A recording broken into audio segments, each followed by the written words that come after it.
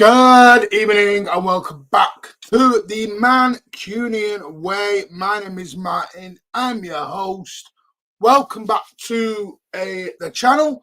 Welcome back to another late night stream. Welcome back to the latest After Dark. It's been a while since we did a few of these, so you know what? It's a bit quiet. Not many people live, so you know what? I thought we'd do one tonight. Little bit of housekeeping first. Please give that thumbs up button a big smash. It really does help your channel grow. If you are new, please hit the subscribe button. Please share it around. Make sure your notifications are switched on so you know when we are live. Blues Down Under is back tomorrow morning. It's going to be at the slightly earlier time of 9:30 in the AM. Yes, 9:30 AM. I'm just a quick little word of warning. I'm going to be a bit hit and miss over the next few weeks on here. Due to something going on, I won't go into it. I won't be here on Thursday night. Ozzy, Rich and Pat are going to run the show on Thursday. Some people reading the comments under the last show are over the moon I won't be here because apparently I'm ruining the channel at the moment. You gotta love the haters. So big up to everyone. Yeah, so I'm going to be a bit hit and miss on the channel for the next few weeks. I do apologize. Just some things going on that I will go through. But let's do a little one-on-one tonight. Maybe one or two people will join. This might go an hour. I go 4. Let's see. We're here. We're live. Let's hit that accelerator down to the floor.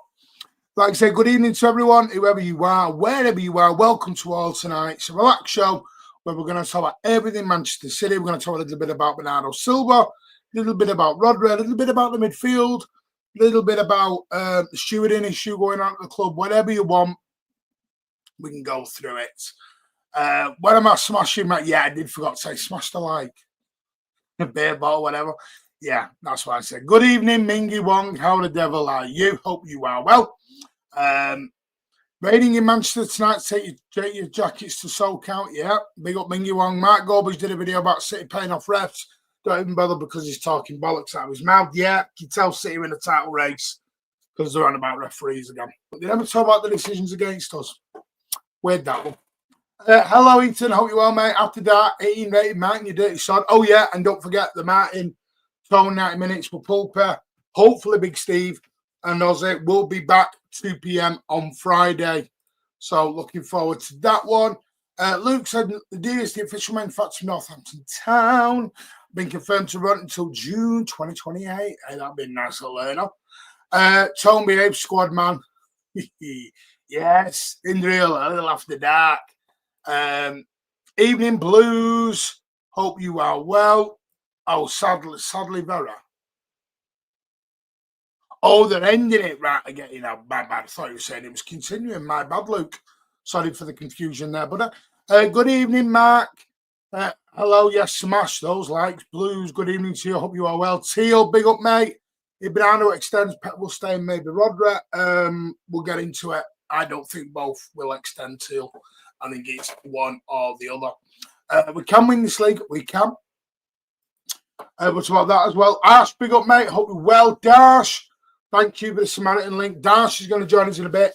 As I said last week, there was a little bit of a thing Dash is putting together. A very good thing that we want to promote and push here on the Mancunian Way.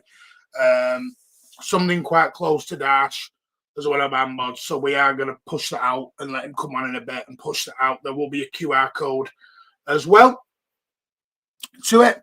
Big up DC. Hello, for Pete and Treble winners. Spartacus, big up. Would everyone be happy if we only won the domestic cups? I only say that. I don't have a better word for it. I would, but I don't think of many others. I don't know. It's their opinion, I suppose. Good evening, John Brown. How are you? Sparks bringing over goalkeeper agenda from Nimi. I know, not in my lifetime. I know what you're getting at. A domestic cup double would be great. I'm not doing the goalkeeping thing's boring me now. Because it doesn't matter what we all say. He's not changing it. A domestic cup double would be great. Would be great to end the season.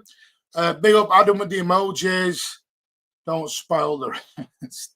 What's that? Why is this? Hang on, right. Are you two going at it in the chat? Why do you want to see people looking for arguments? Bit weird. Evening Blues. All the treble talk is funny. Step back. Who's saying treble talk? No, we shouldn't be doing treble talk. One at a time, one game at a time. Spot on, Keller. I like it. Really, your arguments, not debate. I'm hoping he's just mistyped that. But anyway, yeah, I can see you two going out like cat and dog. So I'll leave you to it in the comments. But make sure it's respectful and you're being nice. These are small, these are far away. Martin, did you see Richards was crying like a baby? Don't ever bring him on the show. What do you mean, Richards? Oh, Mickey Richards. I don't care. He's an Arsenal fan. He's gone down in my estimation. Meant to be a club ambassador, but I'm mad. Another 3 points for United. Yeah, they got a 1-0 win away at Everton tonight at the Dickinson Stadium. 4 more than lucky get an haircut. I reckon we can win this league if we stay consistent and most importantly improve our second half general performances. We have a good chance. I don't think our second half was bad the other day. I think it depends what you're looking for in your second half. If you're looking for control, steady, thought we had it all on Saturday. If you're wanting to more goals, then no, we didn't have it. I'm saying we are not winning the league based on what we can't do. Okay, so what was the mentality feel like winning the way we did at Anfield? Oh, I totally agree. The club won it, yeah. The man big up says hello, Trav. Big up Colby. Big up Nick. How you doing, mate? Hope you're well. Briggs since the Rags last won 5 in a row, City have just done it 5 times. Big up Rhetoric. Hello, Bossman. I spot Arsenal. I hate City. That's great. So why you here then? Weird. Why are you here? Thanks for letting us know you hate City. Where you see Bernardo going in the summer? Benfica, Juve, or Chicago Fire? Who said I see him going, kid? Who said I see him going? Yo, Martin, how are you? I just trained with Milan Winter Olympics where I was validating was good fun. Big up, BM. Was it good? Long time. I was going to say, I was going to email you actually to not speak to you in a little while. Yeah. So hope you're well, buddy. Looking forward to the running. I think City can do it. I agree. I think City can do it. Do I think it'll be easy? Nope. Do I think there'll be ups and downs? Yes. I think we'll do it. Man, I love your opinion watching that Man United match tonight. I didn't watch it, saying I've got better things to do in my time, like sleep, after my parents, have a shit. I don't watch Man U. Sorry, I really don't. I'm saying sorry, I don't. City fans far worse than the teenage girls with the mood swings. Tell you what, this time of the season always brings it out. Evening, Magnus. How you doing, me old mucker? In the South Stand on Saturday, the atmosphere was top, but a few people tried to start champions again, LA, but it didn't catch fully on. Yeah, no, we're not champions at the minute. We'll do that when we do it, then we'll sing it. Evening, Martin. Hope all is well in your end. Yes, it's not bad, my son. How are you, buddy? Big up, arsewipe. Can only talk about a treble or quad if we win. Yes. I don't want any treble talk. No quad talk until we've got it done. Let's tick them off one by one. Listen, we're not going to do the treble and quad talk. That's nonsense. One at a time. Mickey Richards does what Mickey Richards does. Yeah, it's pointless going on about him. Second half was controlled. It was. I was quite happy with the second half. When City win a lot, Mickey will be screaming you all along. We actually can see less clear chance in the second half. Yeah, the thing is with me, Matthew, on that second half, the 2 second halves, Fulham and Newcastle, we didn't concede goals or chances. So I'm not really that sort of bothered. This is what I mean. It depends what you want from a second half. If you want just a nice control. The trouble is, we can't go at the tempo of that first half for 95 minutes. You're going to knacker yourself. You're going to knacker yourself. And it looks like Doku's not going to be back till March. So it's not that easy at the moment just to go for it all. So I was more than happy with it. It's a weird. I saw lots of rivals' reaction. They all seemed to say City was good in the second half, but City fans were saying, well, crap, confusing. I don't, because I think it's because I think City fans, some City fans, I'm not going to say all, some are wanting goals.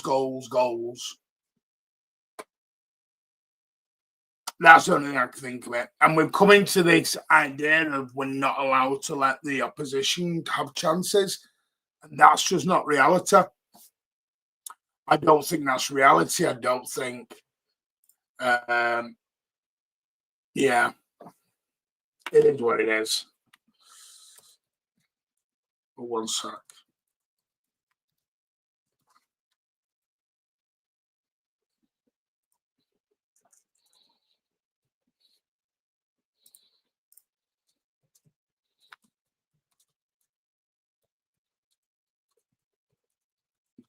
One sec.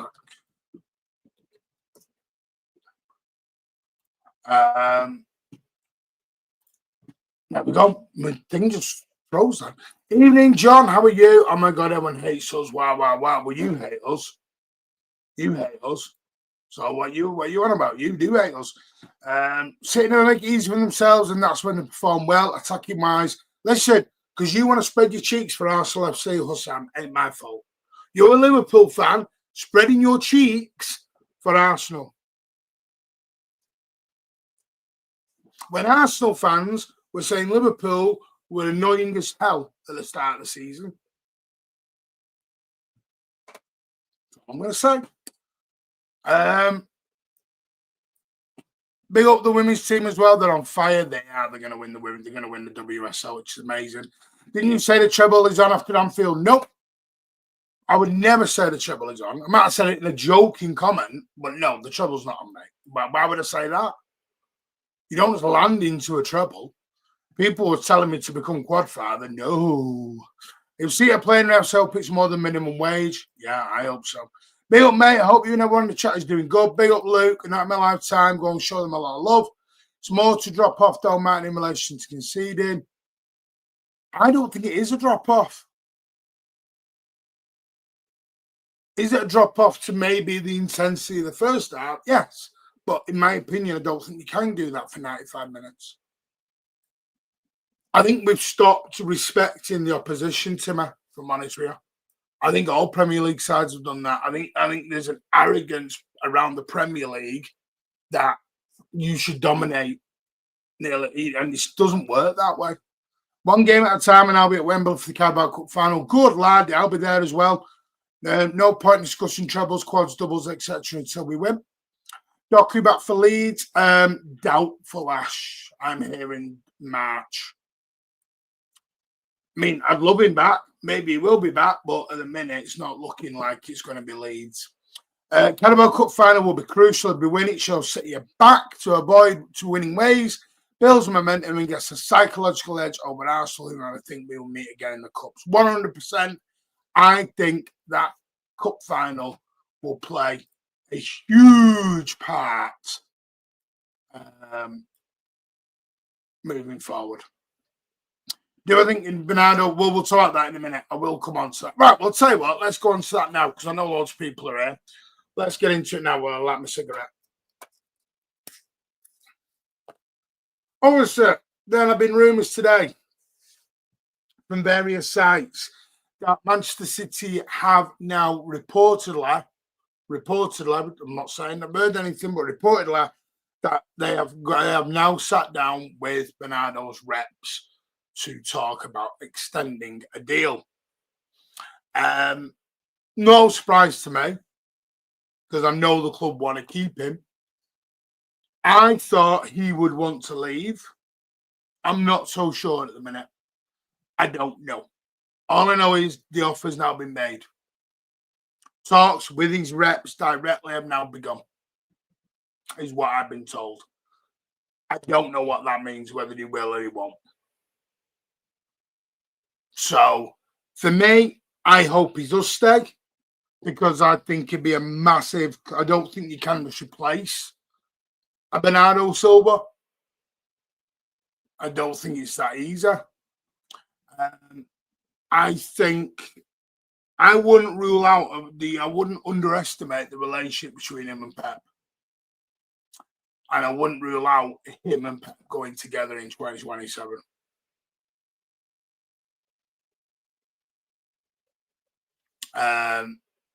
For me, anyway. So I've been more than happy for, because I'm going to say, and this is just my opinion, I don't think Rodri will stay. I don't think Rodri will stay.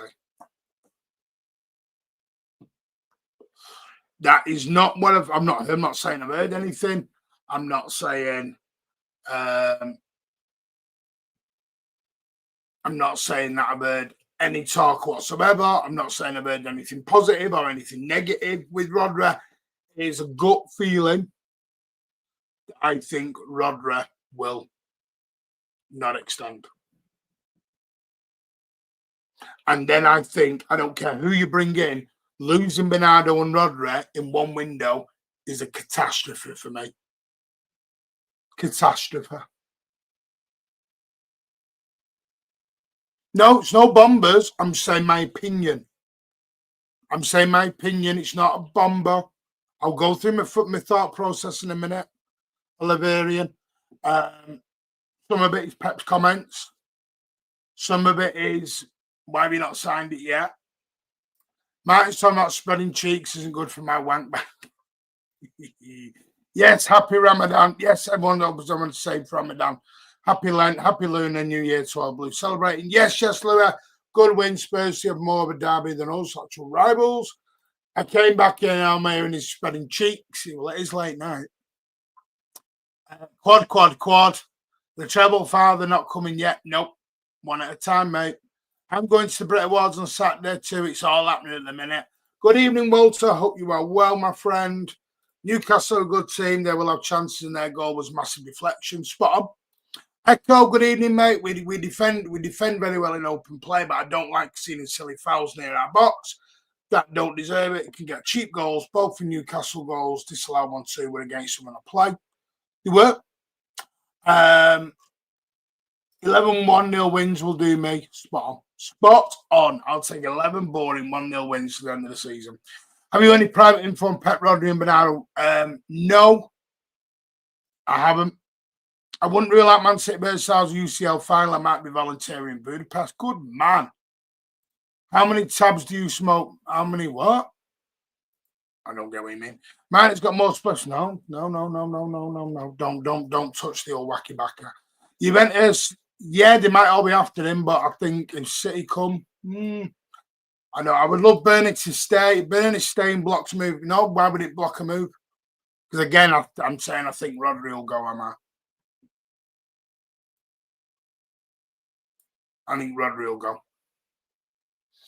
Yes, please. Regardless of whether Bernardo stays, I'll still bring another midfielder in.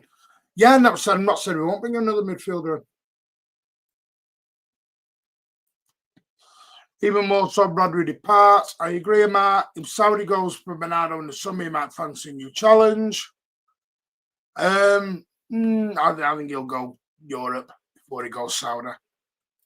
I let Bernardo go and get Anderson as replacement. But again, Cade, I've just said I don't think Rodri's going to stay. That's my opinion. You're not replaced Rodri yet, Cade. Echo Falls, thank you for the very kind £5. Losing Rodri and Bernardo in the same window could be catastrophic. I am totally with you. We have to keep at least one. Losing that much experience at once is too much. 1000%, I agree with you. That, I don't understand why everyone's happy with the Rodri Bernardo together combo. I think they're totally underestimating this experience going out the door. Totally underestimating it. To me, I don't understand it. Why wouldn't Rodri stay? I just have a feeling if he was going to stay, he'd have signed it by now. They've sat down with him three times. I know his fitness is taking a bit longer, but he's only got 18 months left. We're very close to a Martin Gay situation with Rodri. And I just think with Pep's comments last week, which I will go back to in a bit, about sometimes you want to go home, personal lives, family lives. I just get the impression there's something stopping all this behind the scenes. Because with Foden, we've all heard, everyone's heard, done, dusted, announced soon. I've been told, by the way, that should be about 8 time that gets announced. With Rodri, it's good one week, bad another week. And Summit's just, it's not playing right at the minute. Then there was his partner, who's qualified as a doctor in Spain. I don't know why. I've just got a feeling he wants to go back home. I just have that feeling. Listen, I pray to God he stays. I really want him to stay and extend more than anyone. I'd love him to extend. Please extend, Rodri. I just feel if you're desperate to extend, you don't leave it this long.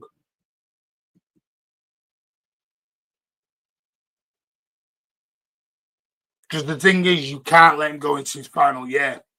Because, I mean, BM's put further down, let him concentrate in the World Cup. That's not our problem a little bit.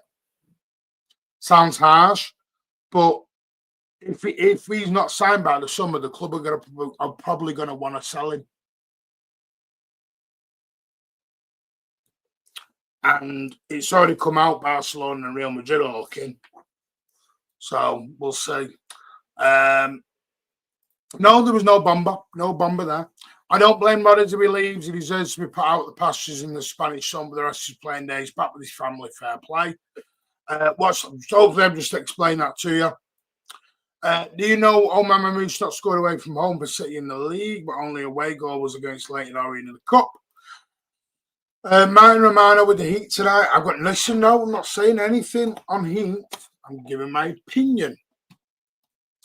Rodri will go looking that way anyway. What's stopping him from signing? The only thing he can be is looking for a new challenge. Yeah. But why do you think we would lose both, Martin? What do you mean both? Well, Bernardo's out of contract now, and if Bernardo doesn't extend, then you're gonna lose both.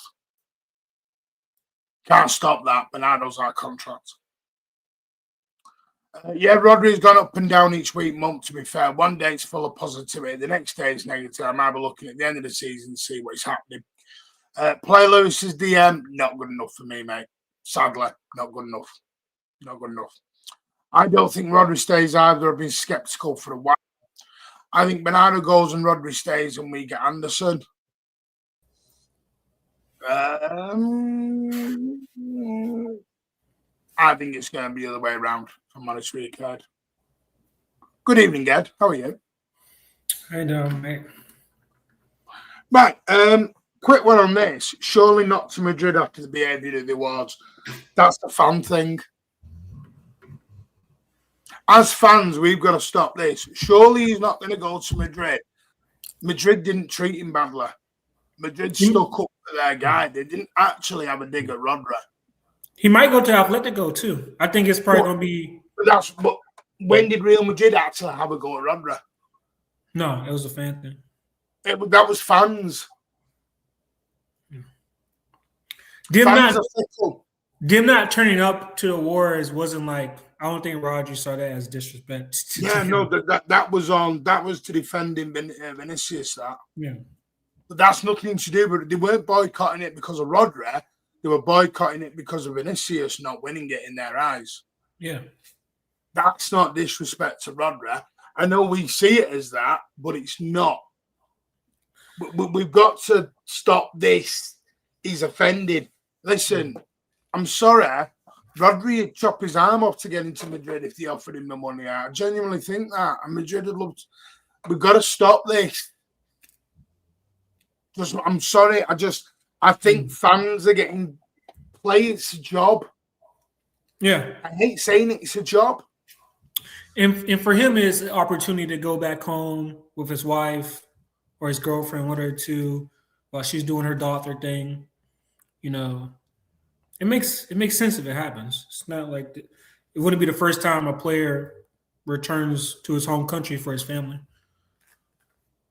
But Martin, what you say usually comes true. You were spotting about Semenyo and Gay. God, if that's the case, numbers. guys, if that's the case, we should cherish every game. We should cherish all games anyway. Well, you should. Silver maybe, but Rodney won't. He certainly won't go to Madrid after the way they acted towards him. I don't think they did anything bad. I don't think they did anything bad, BM. We will disagree on that one, mate. I don't think they did anything bad. Yeah, there's no bomb, but it's just opinions and suspicion at the minute. No way are we winning from now, not a chance. Yeah, I don't think we'll go 11 unbeaten, but I don't think 11 wins. I don't think Arsenal will do 11 wins. We just need to be better than our opponents. Spot on. Listen, what if we do, though? Wait a minute, Martin. What if we do? What if we do go 11 unbeaten?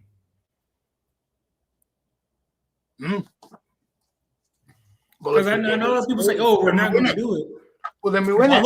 If I look at the fixtures, if we do it, I wouldn't be sitting here shocked by it.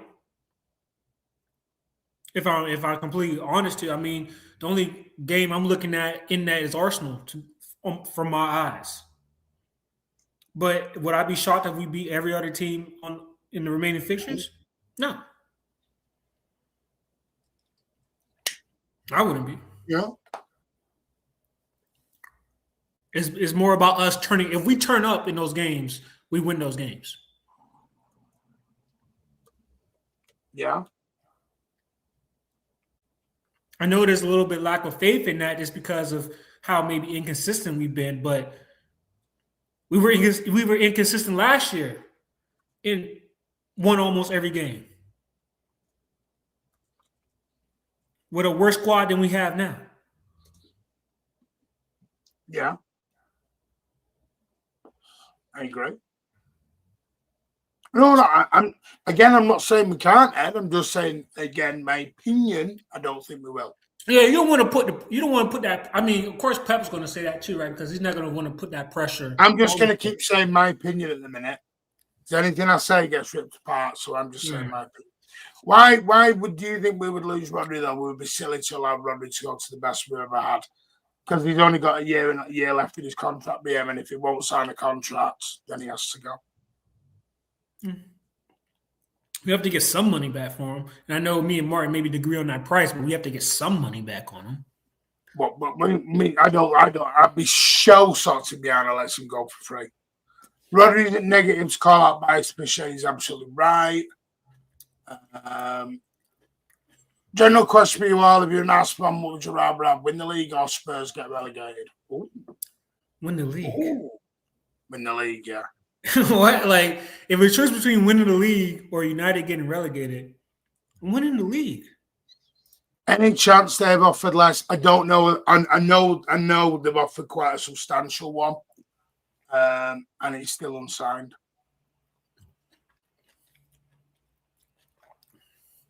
This is the point. Do you want a Trent Alexander-Arnold situation and he goes on a free? Yeah. At 29.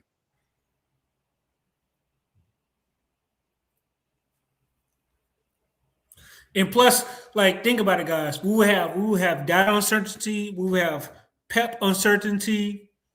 That's a lot. Martin, we haven't forgot that you tell Rod for a packet of biscuits. Oh no, I'm the opposite, mate. Then you've got me mixed up with somebody else there, Echo. No, Martin wants eight. I want 78, 90 million, mate. Yeah. Others, LB and Ed will take 50.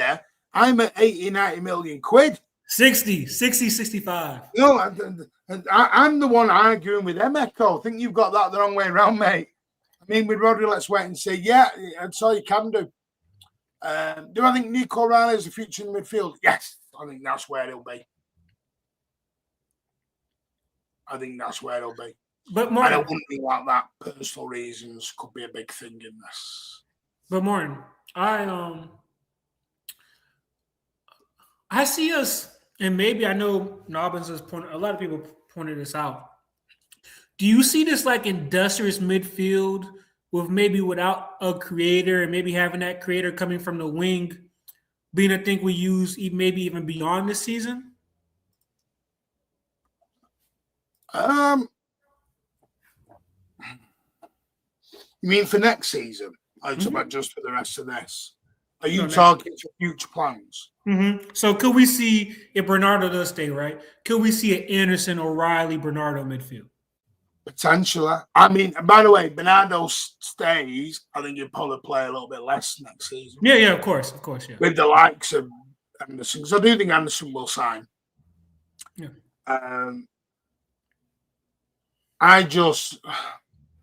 It depends, because I don't know what his plans are for Foden in this role. Yeah. Because why is he playing Foden deeper? Does he see Foden as a potential Bernardo replacement long term? But the thing is Pep going to be here to do that? These are a lot of the questions, because we're trying to guess on things that we don't know. Yeah, by the way, Governor, Blues Down Under in the morning. I don't know if you're around. Let me know, buddy. 9:30. So I'm just telling you about some of the comments. Madrid boycotted the World Cup. Yeah, that was for Vinny Jr. They're going to back their own players over somebody else. They were wrong to boycott it, but that was in protest for their player, not against ours. I think this is where people have took it the wrong way. Madrid fans don't respect him anyway. Mate, they talk shit about Haaland, but it's not going to stop Real Madrid wanting to buy Haaland. But Harry, we've got to stop. We've got to be different. We're looking at fans again. Yeah. Football clubs are not the fans, guys. The fans don't sign the players. And all that about him playing at Atletico, he would never play with Real Madrid. Let's not do that either. But Harry, I understand your point. You would love to see your neighbors go down, but again, this is what we kind of talk about a lot on the channel, including with you. You can't take trophies for granted, because you don't know when the next time you will win one. There's no guarantee we will win one after this one or the next one. So when there's opportunity to get a trophy, you get it. Yeah, no, they did boycott it, Governor, but in protest for their player, not against ours. Yeah, it wasn't like they protest because they didn't think Rodri deserved it. They protest because they felt Vinny deserved it. They thought their player deserved it more. That's their backing their player. This is the bit I think has got me maybe the last 18 months, 2 years. A lot of fans are backing players that don't play for their club more than the players that they play for their club at the minute. I find that a crazy thing. I mean, it's your opinion, but I think a lot of people, I see it amongst, maybe it's more of a social media thing, but I do see a lot of fans from even other clubs. They sort of get giddy over players at other clubs than they do players at their own club. Yeah. I just find that crazy. I find that a crazy situation. Maybe, I don't know, maybe it's an online thing, I don't know. Let's be brutally honest, he's not the same Rodri as before. Well, I think he's getting back there. I thought he was sensational against Newcastle. Madrid needed DM, so their options are not nearly as good as Rodri, so it makes sense on paper. Plus, his best mate plays there. His best mate is Carvajal, don't forget. I was about to say the fullback, right? Yeah. His best mate is Carvajal. Where's Carvajal play?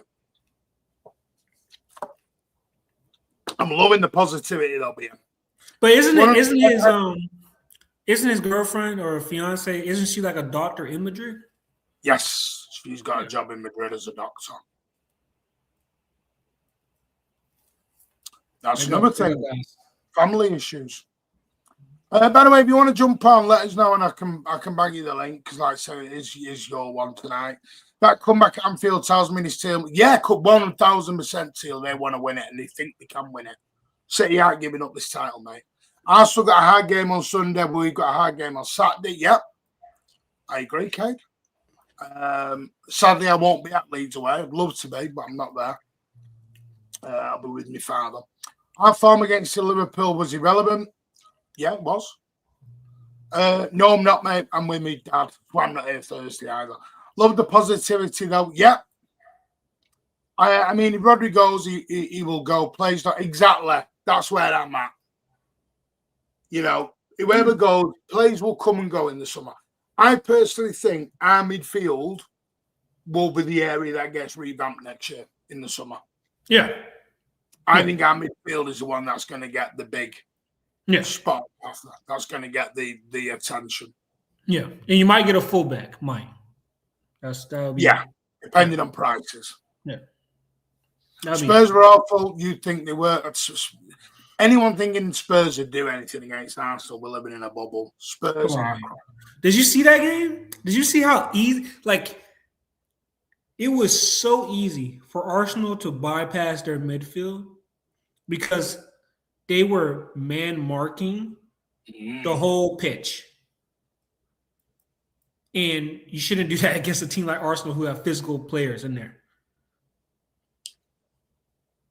So it wouldn't shock me if they go down, guys. It wouldn't shock me at all. Do you think we'll go for Memento? I think Pep likes him. I think the homegrown is going to be one of the things as well, Kay, but I know Pep likes him. Again, I think that'll be down to price, but maybe chucking a bit of Trafford on that one. I don't know. It's going to be very hard replacing him. You're not going to replace Rodri. Yeah. I will say this now. You are never replacing Rodri. You just find a different way to play without Rodri. That's why I'm talking about a more industrious midfield. You might not have that passing element you get for that position, but you'll have maybe more running, more aggressiveness, and maybe that's where that 10 does come into play because you would pass it to that 10. Yeah. So Gonzalez, Anderson, and will be there for next season. No, I don't think there will be a set midfield teal. Because I think you've got Cherky, you've got Foden who can go in there as well. You've got Reinders. You're going to have different options. Because I disagree with your comment. I don't think Foden is a rotational player, mate. Not with the contracts he's going to get. Which should be announced about April. That, I'm telling you, as a bomber. That should be announced about April time. Or will be announced. It's all done, dusted, but probably about April time that gets announced. Any chance City have said to Rodri, show you can stay fit to rest and you'll get a great contract extension. But what happens? Yes and no, Neil. I think they'll know now because he's only got a year left. Mm-hmm. What you're doing there, Neil, you're taking the gamble that he doesn't sign it and we've left it too late to sell him and then you lose him on a free. The question is, are you willing to lose Rodri on a free contract? I'm not sure the club want to do that. No, I'll change that. I don't think Viana will want to do that. He's not 34. He's not KDB. He's not David Silva. He's not Aguero, 33, 34, 35, coming to the end. He's 29, 30. He's still in the pomp. And not only that, I think City, can you go and spend all that money in midfield and just let him go for free? I think the Champions League will play a major part in the Premier League. Ooh, maybe. We can win the league every other year, but seeing your neighbours, nah, I'm always, mate, nah, we'll win the title. In my opinion. I'm not that bothered about United getting relegated. But even to that point, right? Like, does keeping Rodri, let him go for free, miss out on his replacement? You guys got to also think about too. Does keeping him for a year also make you miss out? If we do keep Ronaldo, we're not going to sign another. Yeah, Anderson won't be on the market again next year. Yeah. You buy Anderson now, or he goes elsewhere. And then there's a great question. If Rodri stays, whose position does Rodri take? Anderson take? That's the million. That'd be the hardest question to have. I leave that to Pep. I disagree with you on that, Teal. I don't think he is a rotational player. I think he'll play less, but I don't think he's right because he's actually played some of the most minutes this season, mate. Because I feel like I like that game. I feel like you're gonna have, and people is not gonna like this answer, but if Roger does stays, Anderson or O'Reilly will probably fight out for that position. Mm-hmm. Why didn't City boycott the awards when Messi won it instead of Haaland? Because that's not the way we operate as a football club. And I wouldn't want us to operate like that. I don't mind joining the pod. Yeah, because I'll stick the link in a minute, mate. More than welcome. I went Madrid last year, nothing special, Manchester better. But you're going to say that, Cade. Rodri's Spanish, mate. Now Rodri next Pep, and then you'll get relegated. Yeah. Why would we get relegated? Cade's hilarious. Cade is hilarious. He won the league, Hamburn before them, you know. Real Madrid players should have lost out in the Ballon d'Or before, for much how you have probably boycott the event before. I don't know. Guys, I'm just... I don't know why you're asking me this. I'm not saying you're not, Lee. Sorry, maybe I do come across as shouting. I apologise. It's just my voice. It's where my voice is. It's not against Rodri. They were chucking peanuts at Erling Haaland's dad. Yeah, that's different. Yeah, that's different. Yeah, that's different. Come on. Big up Keeler, but we've got to... We're taking things a bit too personally. Thank you, Luke, for 20 months, mate. I really do appreciate that, Mil Mucker. Hope you are well. And I hope he does stay, because then we don't have to change that. I'm emotional. I mean, this is a dream come true. All these guys deserve. All these guys around here. Yeah, you guys know how long it took for Martin to change the club. The club. Yeah, I'm gonna have to look for someone else if he does. If he does go, take him a while. Might get folding just to piss a few people off. I'll get folding. In terms of business, clubs and times we find a way to reach an agreement regardless of past occurrences. Rodri and Madrid is an exception. Exactly. Optics quite bad though. Haaland should have won in the previous year, but City didn't boycott something. Now did Haaland still think? Yeah, no, that I agree with. It was childish and it was pathetic. I agree with that, but it wasn't a slight on Rodri. They were just backing. They were acting like babies. They were acting like babies, basically. Fair play, Ed, but at the same time, we've had all troubles in the world. We completed the game. We've never seen United relegated in our lifetime. My dad has. My dad has, Briggsy. He saw United relegated. He was at the Swamp when Dennis Law back healed, even though they were already relegated by them, barely. From a fan point of view, I understand the emotion around it. Yeah, exactly. I totally get the emotional standpoint. Dash, by the way, I'll get you on. I'll send you links. Dash wants to come on and send a very important message. I mean, he's our first ever Ballon d'Or winner. There's going to be a lot of emotion. Yeah, of course there's always going to be that. Yeah. Of course. There's always going to be that emotional attachment. If they think the player deserved it more, then by definition they didn't think Rodri. Yeah, no, I get that, but still doesn't mean they won't want to sign him. Okay, let me put it this way, right? So say your mate is up for an award, right? And he doesn't get it. Like you're just backing your mate. You're not thinking about the next person. You're just backing your guy. It's like when your friend and his girl break up, you're not gonna still talk to the girl because you're backing your mate. You don't have any ill will towards her. You know, that's how life is.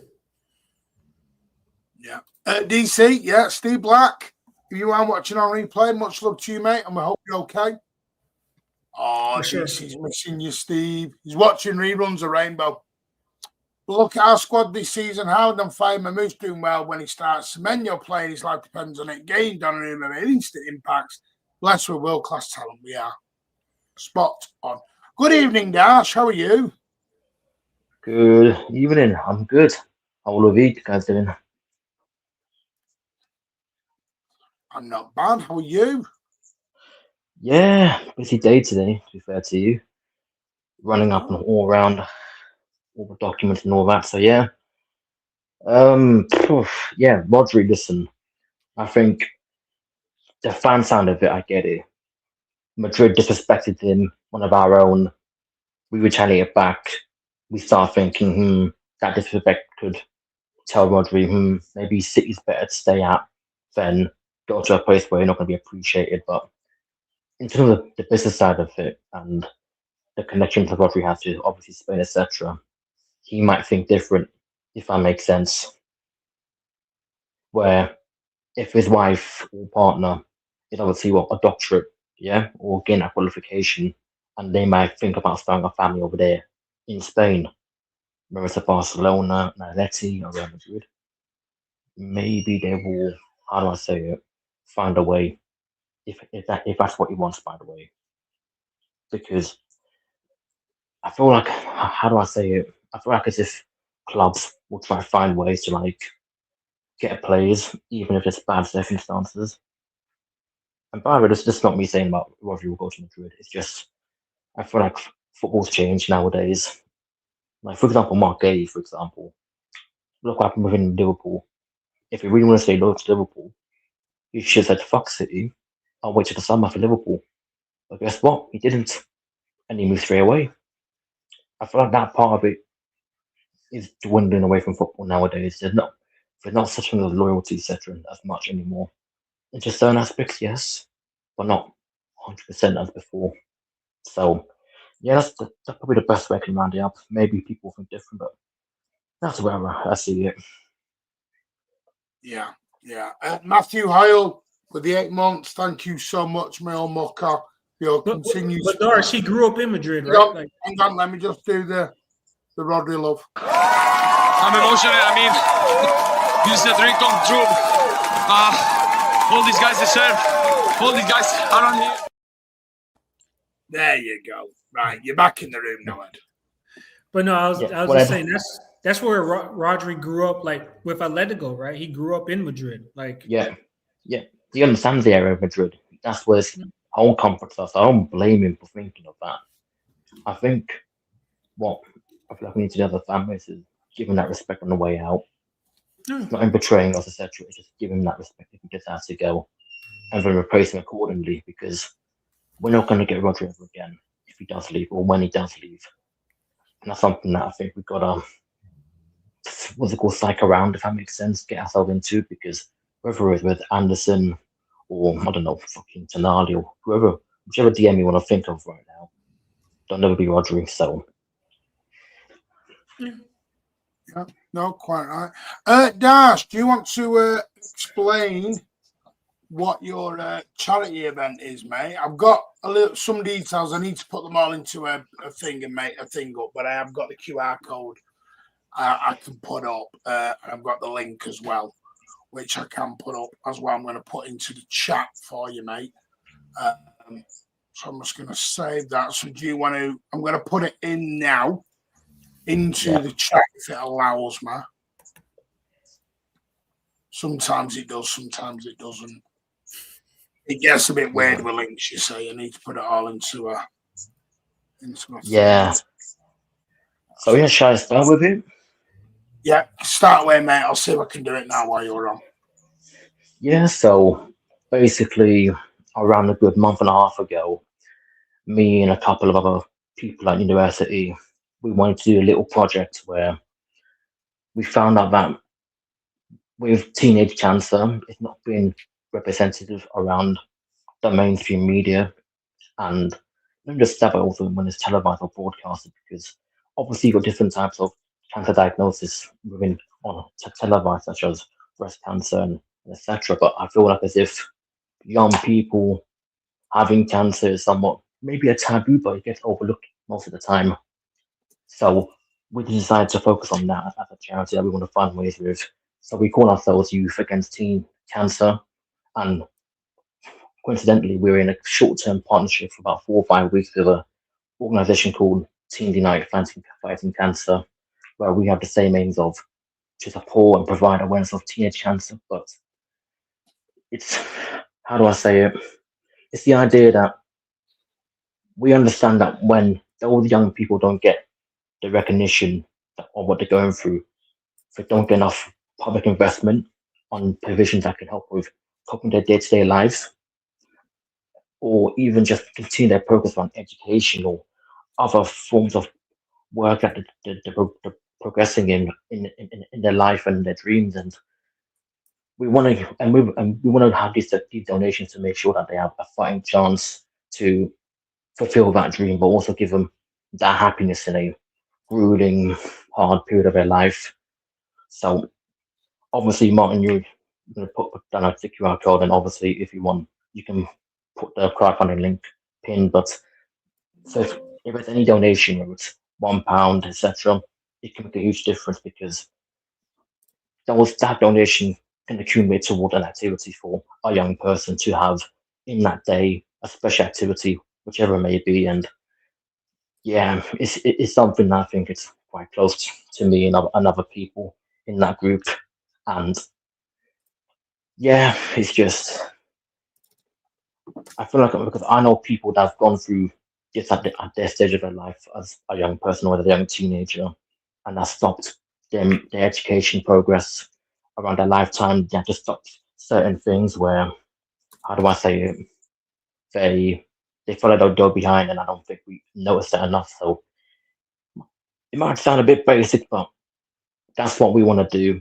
And whichever donation, we'll give it a try. So if you want to support us on that, then do so. If you don't trust us or have that authenticity, then that's fine. But any donation will help us because we're trying to reach around 200 quid or more if possible. So yeah. Yeah. Well, I'm just putting it together now. I would like to do it in a better way. We'll just try and do it in a minute. Just bear with me. If you just want to speak, and then I'll get this done. No, I just think that it's commendable what Darce and his friends are doing, or those around him are doing, because we all see how the world is going, and we all see how many few chances are out there for people who actually need them. So I definitely want to big up Darsh for getting together and putting us out there because a lot of people say a lot of things, but in this day and age, we need action. So big up Darsh. Yeah, No, I'm no, just no, trying no, to don't, now. don't make up me. Just I think it's I'm just something saying, that man. To even bring this, not everybody does this, man. So yeah, Nope. yeah, I know. Yeah, it's just I think society needs to do more of this for me yeah, because there's a lot of people out there that they are struggling as well, and not just young people, even elderly people, etc.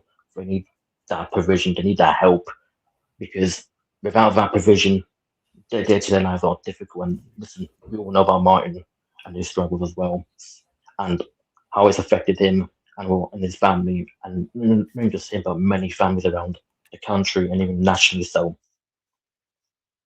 if one little initiative can help someone out, I've done my job. Yeah. Well, what I'm going to do now, I'm just going to do it now, and then we're done. And then I will get this on screen because what I want to do is put the QR code on. Yeah. I haven't had time to do it today with everything going on, but I wanted to do it for you. But I'm just realised I've not even got my bloody microphone on. How stupid am I? Oh yeah, you didn't have your microphone on. I've not even got That's my bloody fucking up. microphone on. Right, hang on. I'm just about to do it. I've not even got my microphone on, and I'm sat here talking away thinking my microphone's on. Maybe the shot Well, got that you, man. was silly of You me. know what I mean? Oh I've just god. made myself look a right prat there. I know it's easily done. Yeah. Right, That's now fine. we're on. I think we're cooking on gas now. Yeah, we're cooking on prime gasoline, that's for sure. where you learn that from, man? Where you learn that from, Martin? What, cooking on gas? Yeah. Me dad. Okay. Yeah, that's not a Martin reference, guys. That's not a Martin reference. I mean, I say steroids. I like to say cooking on steroids, so you know what I mean. Yeah. Right, it should now be on in the downloads. There it is.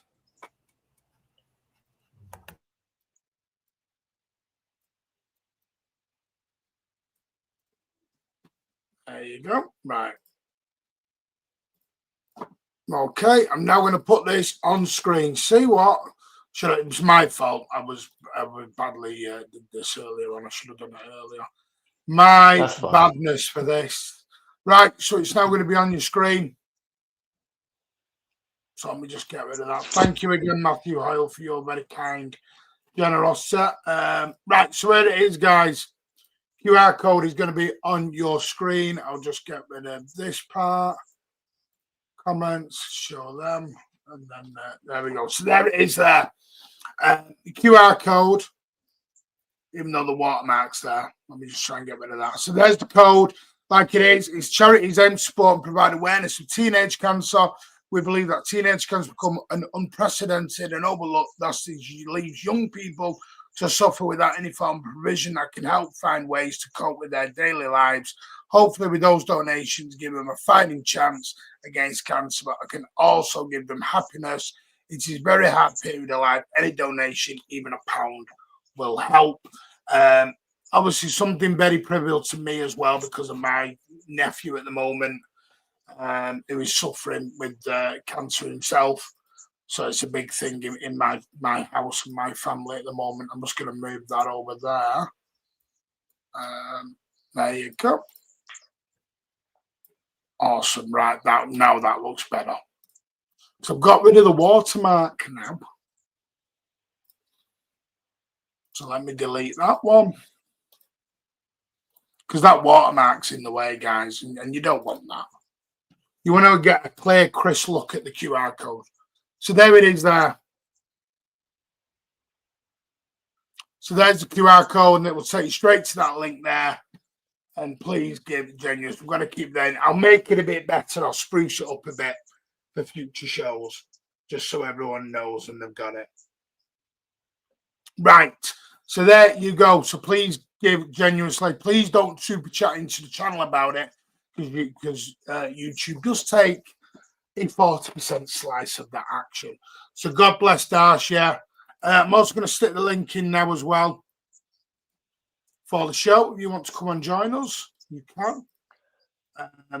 Yeah, thanks, mate. Yeah, thank you very much. And to all in the chat, thank you so much. No, absolutely fine, mate. If you want to stay on, you're more than welcome. If you've got to go, I understand. I'll stay on. Why not? Ed, I got something to tell you, man. Actually, not tell you. I want you to tell me. Bring up this Fabregas propaganda you've got going on. I want you to bring it up. Mate, we all know. I think that if you've been in this chat, you should know who I want to be the next coach if Pep, if Pep does leave next season. For me, it is Cesc Fabregas. I think what he's doing with Como, he's basically changed that team completely around. Is that kind of what Pep did in a little way at Barcelona, right? They just beat one of the biggest clubs in Italy with Juventus. And I think I listened to interviews about him with his tactically, and I think he's a good manager. I know people are going to say he's a young manager, but if we just look at the canvas out there, I just think, I think Company would be on that list. I think he would be on that list. If Maresca is on the list, I don't know why Fabregas wouldn't be on that list. With Fabregas, what sets him apart from different coaches, for example, from Nagelsmann's of this world, obviously Maresca's, what sets him apart from that aspect of, whether it's a tactical sense or even what he does with his players? Because I'm pretty sure you see a bit more of Tomo than I do. Yeah, I mean, for me, I just like that he's he can adapt to the opponent. I think a lot of times what we hear or criticism from managers is that they're too stubborn to play only one way. They're not quick enough to make changes. I think in different games you can see Como playing differently. He doesn't have a suicidal high line as some managers. He knows he can drop some players when he needs to. And I think, even with one of the players we sent over there to them, our midfielder, Perone, he's developed him into a really good midfielder that teams like Napoli and Juventus and Inter want now. So I think that speaks to his developmental capabilities as well. So, I think he knows the league as well. He's played over here. He's been under Pep. He's been under really good coaches as a player. And he also has that charisma of being, some people, I don't know if people consider him a legend or not, but I think he holds a lot of weight in a dressing room because of what he did on the pitch.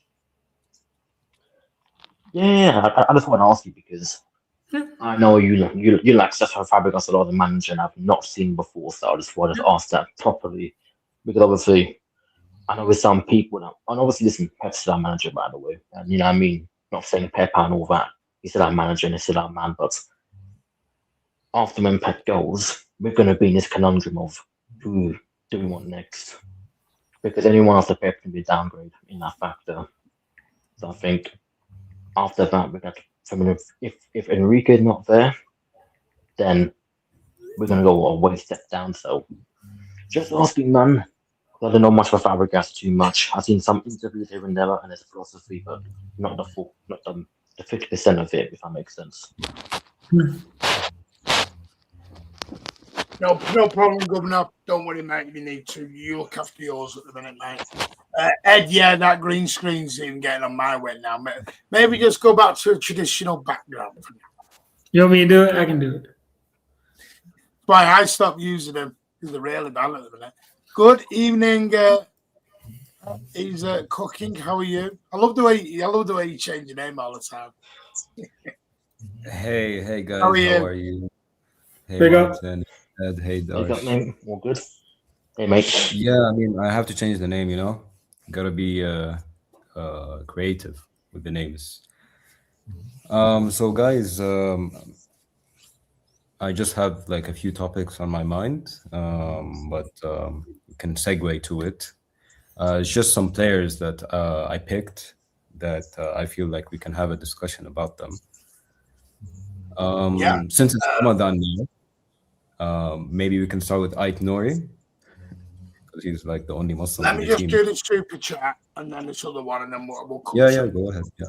Robertino, thank you for the 199. Big up mine and all MCFC representatives online. Thank you very much, mate, for your very kind generosity. If I do miss any, let me know because StreamYard stopped starving them for some weird reason, which is a bit weird. I don't know why. I don't know why they've done that. Teal does ask question: does Mamouche leave and will Trafford go on loan? I'll let all four of you answer that. No, and Trafford gets sold. All right. For me, I love Marmoush, but the guy I think doesn't fit. He's a good player. He's talented. He's a game changer, but I feel he doesn't have a place anymore in the team. He lost his place.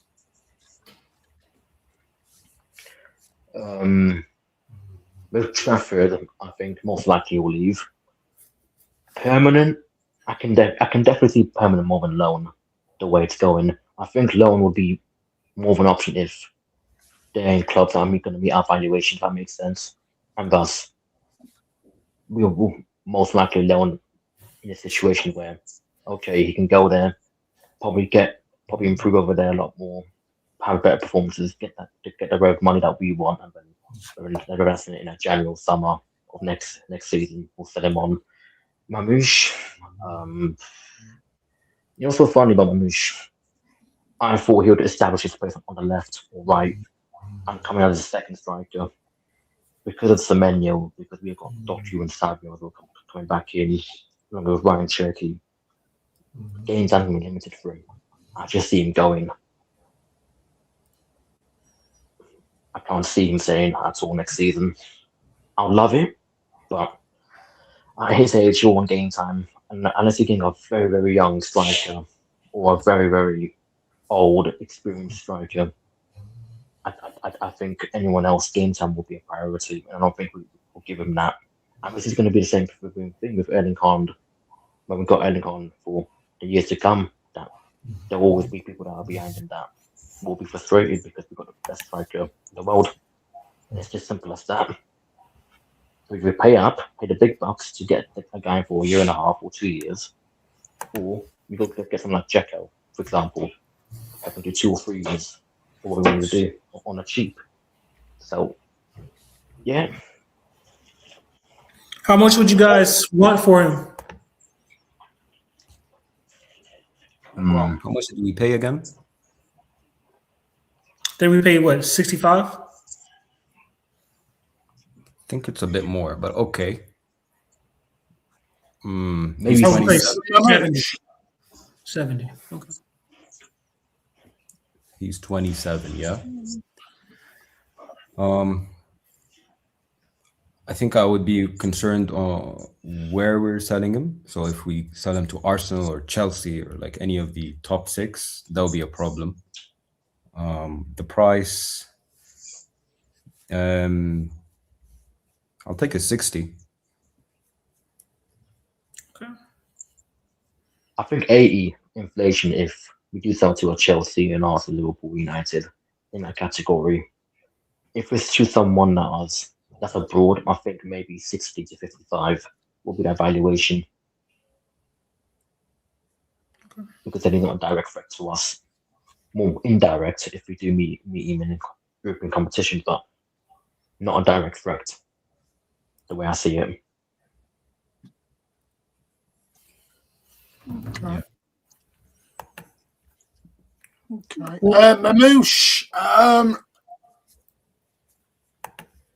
I do think we'll leave. I do think Mamouche will leave. I think both will leave. Don't want him to leave. I want Mamouche to stay. I would love Mamouche to stay again. He's a quality. I thought it was great first half against Newcastle. Is he going to be happy being the backup to Haaland? That's my question. I'm not sure he will be. Yeah. It seems that number on his back, the number 7, it's like a cursed number for us because you see all the players that come in. It's like they're not fulfilling their potential. So you have Ferran Torres. I think he had number 7. I think was it 7 or 21? Remember Ferran? Yeah. Oh, Ferran Torres, 21 he was, I believe. I think. Yeah, 21. I believe that number is Which way that stay? Appreciate that, mate. Thoughts and prayers for you, mate. Yeah, I think it was 21. Yeah, 21 it was. Yeah. The last thing talking about is Cancelo. Sterling had 7. And Cancelo. Yep. So there is a bit of a curse. I'm not see. The only thing I would say about Mamouche, I think it's his wages. It's who's going to pay those wages, or is he willing to take a pay drop? Because someone like Villa aren't going to pay him £300,000 a week. Chelsea may. Newcastle can't afford that. I don't see where he goes in the Premier League. Not sure where he goes in Germany to get that kind of money. So then you're at La Liga. Would he want to go to Saudi? I don't know. He may say, listen, I'll stay and fight for my place. You'll give it another year. The only way I see, sorry to cut you off. The only way I see him leaving is if Atletico sells Alvarez. That's the only way for me I see him leaving because of his wage and everything, because I don't think Chelsea's going to change their wage structure for him. And I don't think nobody else in the Premier League will come in for him. So, yeah. No, notice that, Ed. I think Ronaldo will go into Barcelona, the way I see it. The way Ramirez are putting in Spain, etc. Let's just see that doesn't happen. Where Barcelona got this money from? Do you see what you saw? You saw what Atletico wants for him. I don't want big bucks, but I think Barcelona will fucking do every single lever they can to try and get him in. But if they don't get Alvarez in, I wouldn't be shocked if it goes Harry Kane and Bayern Munich, and that opened a spot for Marmoush to go to Bayern Munich. Yeah. Yeah, I've heard that rumor that Bayern is linked with Marmoush, but I just didn't take it seriously. Yeah, I mean, a domino would have to, that's all I'm saying. A domino would have to happen, in my opinion, for him to leave. Yeah, there will be a domino, I think, in some cases somewhere. I can't see at Villa because of the financial situation at Villa. Tottenham, phew, Tottenham's a shit at the moment, and Yeah, he's not. seeing the news right now. He wants to win. He wants to win. Yeah, he's not going to go to Tottenham. And even the sponsors are pulling out, so it's like that stadium they built is not going to manufacture much money they have if they don't have the sponsors that they have. So that could be ruled out as well, Tottenham. So I think Bayern Munich, Atletico Madrid. I want to put in Real Madrid as a little dark horse in this. All right, well, here's a question. I'm going to really chuck it in between in it now. Go on. Would you sell Mamouche and bring in Echeverria? Ooh. No.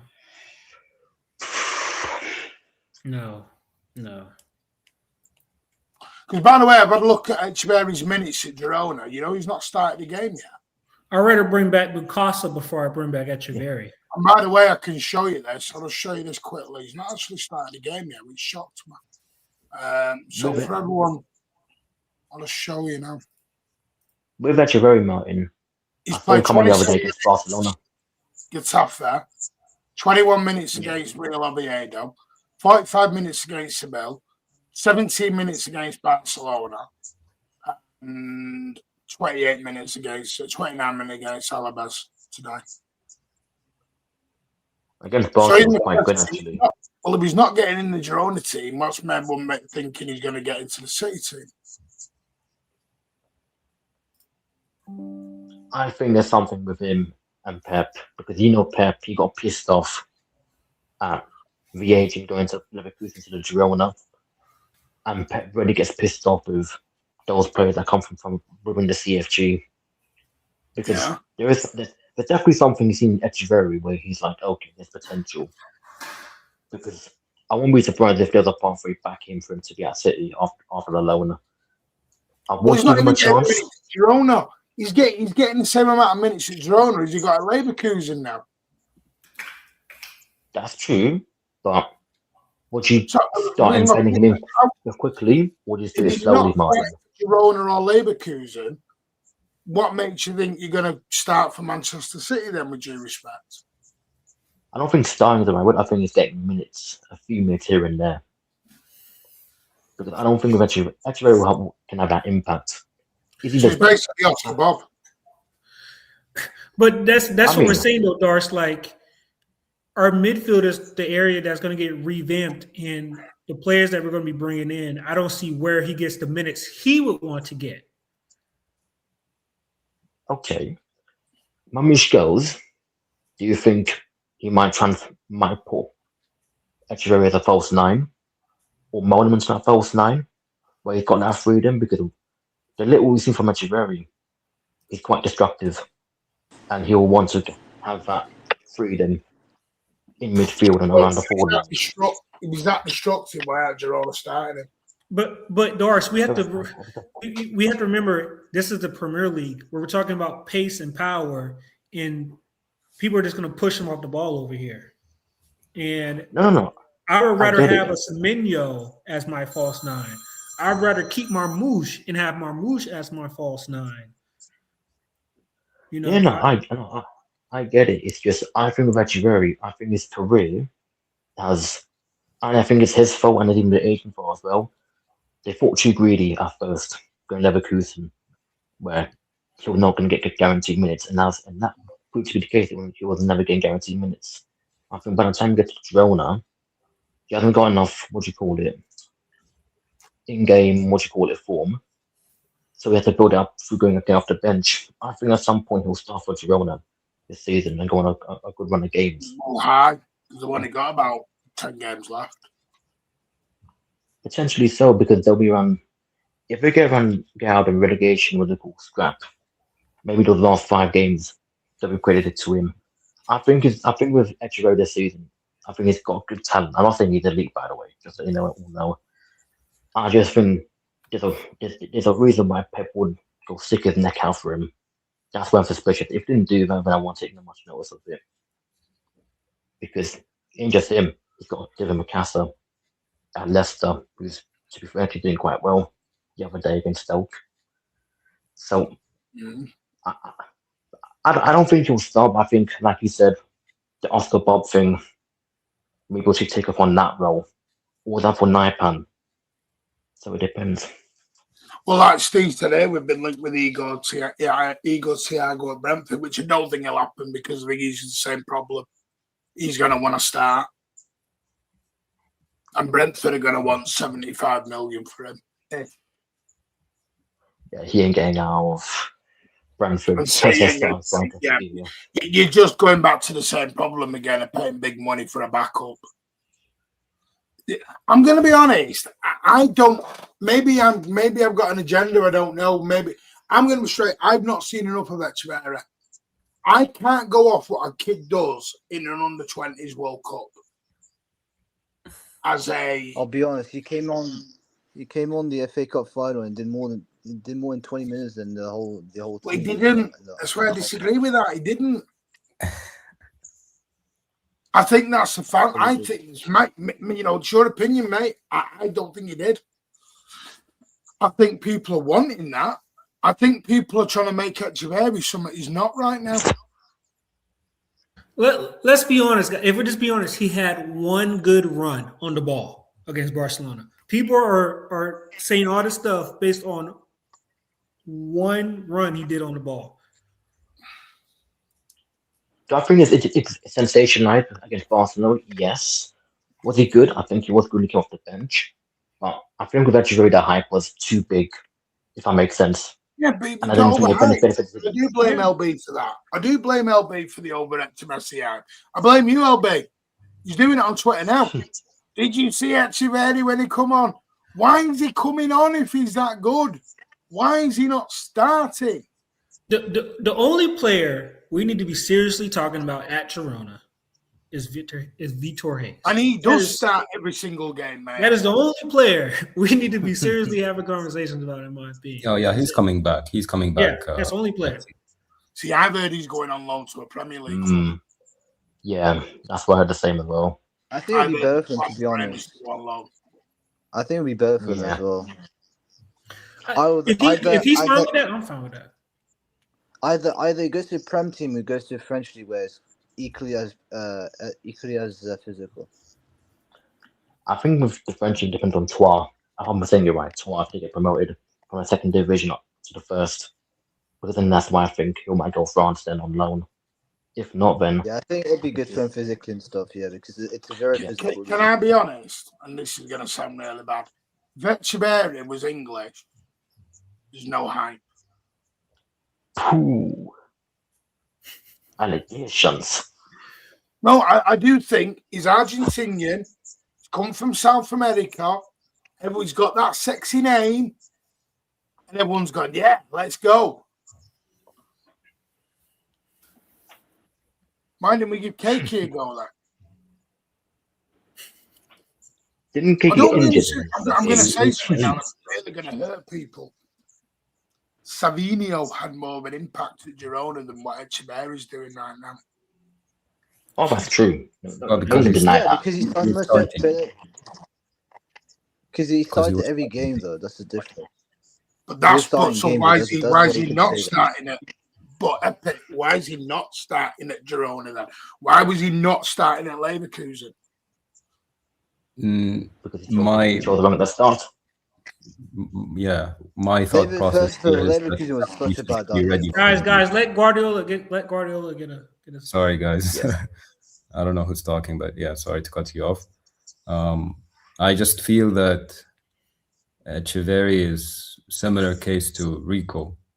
He's just not physically ready. I mean, I think Rico gained some muscle. the past season, let's say. Just physically not there yet. And I think that applies to the La Liga as well. So I think he puts him in like in the last 20 minutes or so, just to have some pace in the attack, you know, because when the defenders are tired and so on, so he can do something. He's still young, Martin. It's not like he has no talent. Just give him some time. He'll get there. You can see the talent. It's there. So you're saying that you cannot judge him based on the under-20 World Cup. So I think Foden was a similar story as Echeverri. He was amazing in the World Cup. I think it was the under-17, right, for Foden. But he started in the World Cup and he climbed up the ranks. But right now we cannot afford to give a raw talent a lot of minutes. We need somebody ready. 20, by the way. He's nearly 21. Yeah, he looks pretty small, huh, for 21. He's 2021. Phil Foden made his debut at 17 and scored on his debut all around that. Mark, don't get hung up on the Foden thing, okay? But no, I'm just saying. Yeah, let's not compare that to Ray to Foden. But that's why I'm saying, like, he is. I just don't think he's a good fit for the Prem. I don't see that, because all the little techie stuff he's doing, we're seeing that now. That's not working in the Prem. Yeah. Listen, I think Echeverri is a good player. My question is, at 20, why is he not starting for Leverkusen and not starting with Girona, who went nowhere near City level, but people are bringing him into City? Yeah.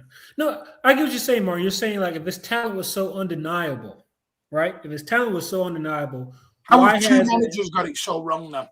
You know, in a CFG manager that I'm sure the club is talking to about his training, about all that stuff, why isn't the CFG manager, Miguel, not pushing him in that starting lineup?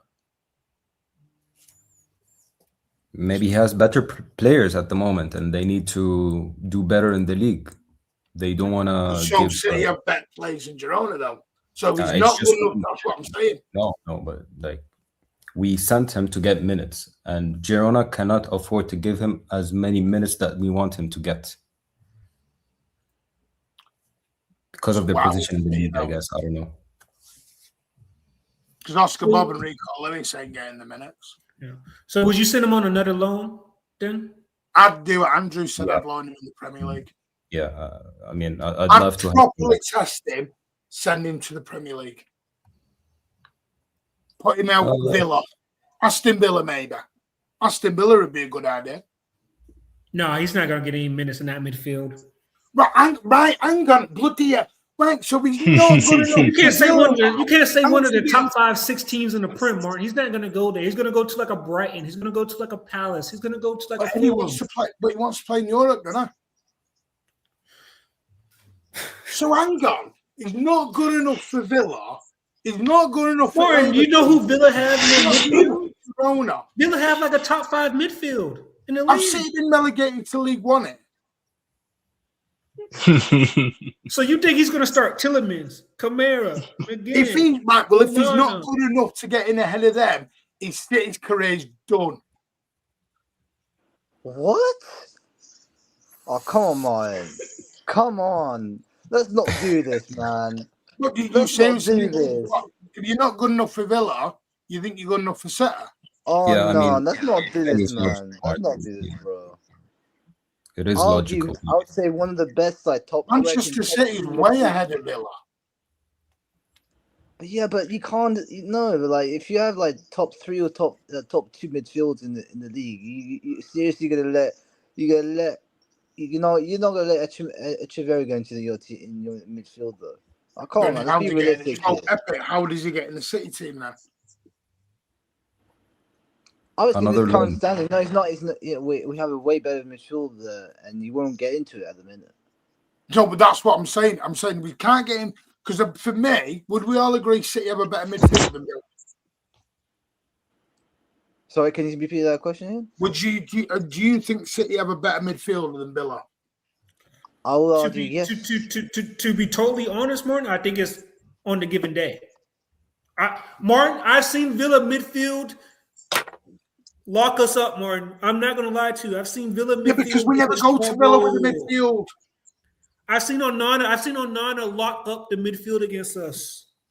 I'll be honest. We went there with no DM. It's not a very good metric, though. I'll be honest. We went there without a DM. Martin, their midfield is really good, Martin. Like, their midfield is really good. Okay, then, right. Okay. Would he get in? Right, Brentford. Would you send him to Brentford? Or, Yeah, right, Brentford or 7th. Yeah. Would you send Yeah, I'll name you the top 6 Premier League clubs. Tell me if he gets in any of them. Arsenal. No. Villa. No. Man U. I think he can. Maybe. Oh, he has a chance at Man U. Yeah, like you can swap out with Kobe Manu and stuff like that. Yeah, I would argue. Yeah, He gets in ahead of Kobe Manu. No. You can swap with Kobe Manu and stuff like that. He'll get minutes in that midfield, though. He will get minutes. Chelsea. He'll get minutes. Yeah. Chelsea? No, because Enzo, Caicedo. No. Yeah, they have Lavia too. Liverpool. No. They really don't have that many midfielders. Whoa. They really don't have that many midfielders. After McAllister. Ed, you're smoking some bad shit tonight. No, listen to me. They only have Wirtz, Szoboszlai, McAllister. Oh, they've only got Wirtz and Szoboszlai. Yeah, but I'm saying that's 4 people. Martin, you need more than 4 midfielders for your squad. We're just talking about minutes here. We're not talking about starting. So McAllister, Wirtz, Szoboszlai. Who else they got? Gakpo. Gakpo's not a midfielder. Gakpo doesn't play the midfield. Curtis Jones. Saying who can play. Oh, I forgot about Curtis Jones. Curtis Jones. Yeah, he's not. He's not going to get Curtis Jones. No, he's not going to get minutes to that. Mohamed Salah. All right, next club, Spurs. Well, exactly. Thank you, Ed. Put it down. Chelsea. Did we say? No. Oh, you already said Chelsea. Yeah, Spurs. Brentford. Spurs? Yeah, he'll start. Yeah, Brentford. Yeah. Bournemouth. Yeah. 100%. He'll get. Yeah. He can get minutes. Start questionable. Okay, ahead of Ryan. He's not starting to have Alex Scott. Ahead of Ryan, Evan Nielsen, Krupe, Adil. You got to list the midfielders. Midfielders, Martin. No, because he's not. He's an attacking midfielder, Ed. So I can't just ignore the number 10s and the widers. Yeah, but okay. Ed, what are you on here tonight? What are you doing here? Ryan. You're never going to see Ryan at the 10. He's a winger, Ryan. He's more of a ringer. He's not a midfielder. Yeah, I'll say mid-table to Conference League club level. So Everton, he will be able to get in. Yeah, Everton. Yeah. Newcastle's midfield. Nah. Newcastle's midfield. No, yeah. He won't get ahead of Lewis Miley. No. He won't get ahead of Lewis Miley. Fulham's midfield. He can. Yeah. Smith Rowe. He's getting ahead of Wilson right now. Or Smith Rowe. Wilson's leaving. I think Smith Rowe can get ahead of Wilson. Not really. Eddie, you want to wind up at the minute? You want to wind up? Wilson's leaving. He'll be the perfect replacement for Wilson. Wilson out. Echeverry in. I don't think that sending him to just a Premier League club will do what we want. We just We're about to say exactly what my next question was. So speak away, you're amazing. Speak away with it. So I feel like we need to send Echeverry to a club that actually utilizes his skill set. So I'm thinking maybe a club like Atletico, maybe Dortmund.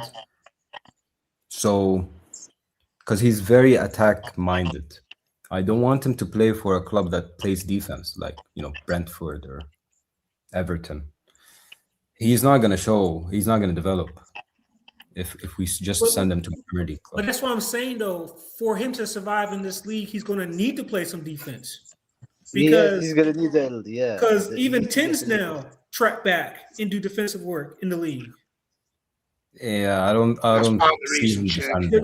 The only 10 that doesn't really do that, you would say, is what, Bruno Fernandes. That's why Cherky's not starting all the games at the minute. You need to do some defensive work in this league now at the 10. Right. Yeah. He can be something like a Bernardo, maybe. Work rate. Yeah, so I mean, Would that hinder O'Reilly then?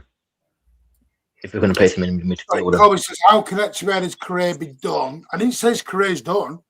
I said, is he good enough to set? You did say exaggeratedly, like, if you can't start from Villa, then his career is done. You know, you can't start with City. You can't. How old's Cherka? 22. He's 22, Right, yeah, right?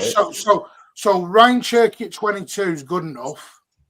Is that not young?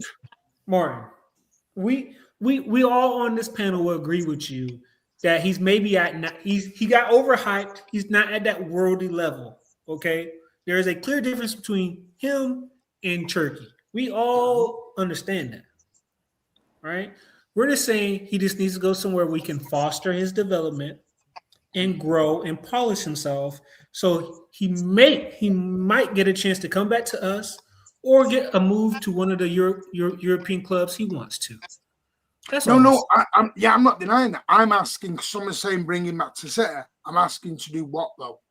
That was my initial question, to do what?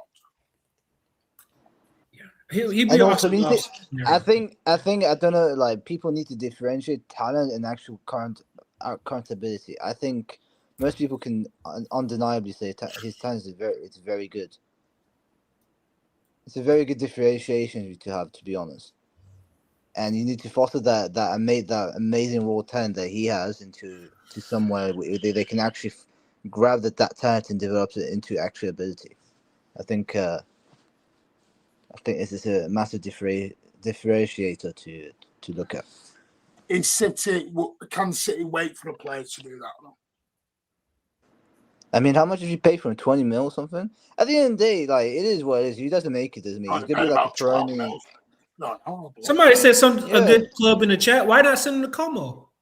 They're going to be in Europe next season. Yeah, like, Peroni's doing well there, apparently, from what I hear. Like, apparently he's doing well there or something. I don't know. I wouldn't send him to Syria. The development. We need development here. That's if you're trying to bring him back. Yeah, if you're trying to bring him back, yeah. He signed for... I mean, the only good thing about Como is just Fabregas. I heard he's a good manager. Maybe he can do something for him. Yeah, that's what I was thinking, development-wise, yeah. I think that's what my issue with it. I mean, look at Nico Paz. That's who he has right now. And Nico Paz is going to be recalled to Madrid. So that would be a like-for-like replacement for them. Because I'm going to be straight now. I'm going to put it this way. I want to see more, because people are right. You did a good 10-15 minute cameo against Crystal Palace. Mikado had a man of the match performance in the FA Cup. Doesn't mean he should start every game, though. What I'm trying to say is this is Manchester City Football Club. I think you need to make a big difference, though, man. What? Mikado against Exeter. Yeah. And Echeverri in the cup final, FA Cup, with 90,000 people in the stadium. When we're 1-0 down and he makes more than, even though we still lost, he still made more of an impact in the 15-20 minutes he was on for than the rest of the team, the attacker that was on the pitch for. Well, that's your opinion, that's fine. I respectfully disagree with that. What do you think, lads, though? What do you think, lads, about it, though? Or do you think, do you think it's fair to compare Mikado against Exeter and then not? Oscar Bob then. Oscar Bob was a vital part, with that goal against Newcastle, I would agree. And where's Bob now? He's at Fulham, unfortunately. Unfortunate circumstances happened, the fact that he had an injury and then he's not good enough. Okay, let's go to a player. Sometimes No, we've got to be cruel to be kind. We're going to be let's cruel to be kind, guys. let's talk about a player that's at our club. I know Guardiola wanted to hype him up a little bit with Ramadan. Eight Nori. Go hype up Eight Nori, man. Hype It up was a Eight Nori. joke. It was a joke, the Ramadan thing, you know. It doesn't have to be Ait Nouri, but really, because I really like the way he got integrated into the team. He's doing bits, really, Ait Nouri. I was impressed. I thought he's gonna be like a sub, but now he's solidified that left back position. It's for him now. So what bothers me about Ait Nouri is his decision making in the final third. He just needs to, you know, have Calm him. better timing. Calm him. Yeah, calm. Yeah, you can Yeah, he say needs to be that. more calm. Yeah, I think he's He needs to know when to release the ball and to who to release the ball to, and when to take the shot. He seems not to do that. You know, he's not able to do the right decision. So I don't know if this is something that can get coached. But that's the only flaw that I can see in him. Defensively, he's been solid, honestly. Headers, you know, he's a body in the defense. And I think right now you can say pocketing every winger that he comes across. What do you think? No, I know when we were linked to him in the summer, people are like, why are we going for him and not Kirkcast, right? And me, Martin, and the guys, we look at the stats. He actually had more tackles. He had one of the highest tackles in the league for that position, higher than Kirkcast, and his passing ability is better. On the ball, he's just head and shoulders over Kirkcast. And I think it was just when we were linked to him, you know, that he got that Wolves tag. Right? When you're coming from a lower level club and people are like, can he make that step up? And, you know, there's always going to be that anxiety. But if you just watched him, he kind of was like Acuna. You could see he needed to move on from that club, right? You could see that when they played, he stood out. And I'm glad he came in with the system we were, you know, you can kind of tell we needed that type of wing back as well with the system we were playing towards the end of last season. And he's came in and really – a lot of people saying O'Reilly, but what he gives you on the ball at that position, you can't beat it. All right, let me ask you this. Would you rather have Gvardiol at left back or Ait Nouri at left back? Oh. Like what's the best formation? Oh, man. But Guardiola is not fit, I know that, but let's say for next I year. know. You want him, G-Bite. They do want him. I know. Vardio is just such a unique player. You know, when you're just talking about that I know. No, first pause before I say this. That big, that strong. I would say Nori is still better on the ball than Vardio. But if you're talking about the final third capabilities, you would say Vardiel is better than him, right? Yeah. I think on the ball, you know, passing and crossing, Nori is better, but in the final third, Vardiel is better. So, yeah, that's a tough decision to make. Depends on the winger. Yeah. Oh, we just lost that. I picked that for a minute. He's back now. One thing, Daniela's got a question now. The bigger question is, what does the midfield revamp mean for Foden as an out-and-out star, Daniela? I'm saying on this one. I'm on 8, a 10. I'll be honest, man. I don't like this Bernardo thing, man. I don't like this, like, his Bernardo role, man. I don't know why Pep is doing it. We all know on this panel his best position is to be. Is there like a background? Who's what? Anyway, I don't like this Bernardo kind of role where he does the most throwing on the pitch. You want him to be like not a number 9, but in between, like slush, like on the edge of the box where you know he's the best and shoots and does goals. I don't think he's doing. I don't know. I don't know. I just don't like the fact that he got the most running statistics and stuff like that. I don't know. That's his I think role. they're running down. Um, It's just, I just keep don't know on, why sorry. Pep sees that. And I don't know why Pep is doing that. Though. That's one thing I'm critiquing him about. Pep about that. For me, Foden's losing a going to late. be a bench player. Do you Oh, want to come bet, on, what is Cade? this? Oh no, he's not. Is he still with that Foden on the agenda thing? You know. Not Cade's apparently. always on the Foden agenda thing. Cade's never getting off the Foden agenda thing. It's his What do you opinion, though. guys think about? What do you think of Foden's current role, though?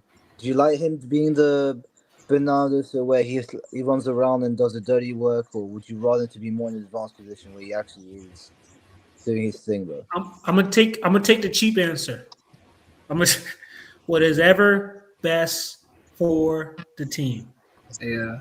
If that's Okay, the role okay. Let me Phil reroute the Foden question. needs to play, then let him play it. If that's what leads us to winning the league in the future, whatever, that's the position he needs to play. Sometimes we get so caught up in what we think how a player should be playing, or how a player should be impacting the game, that we have to.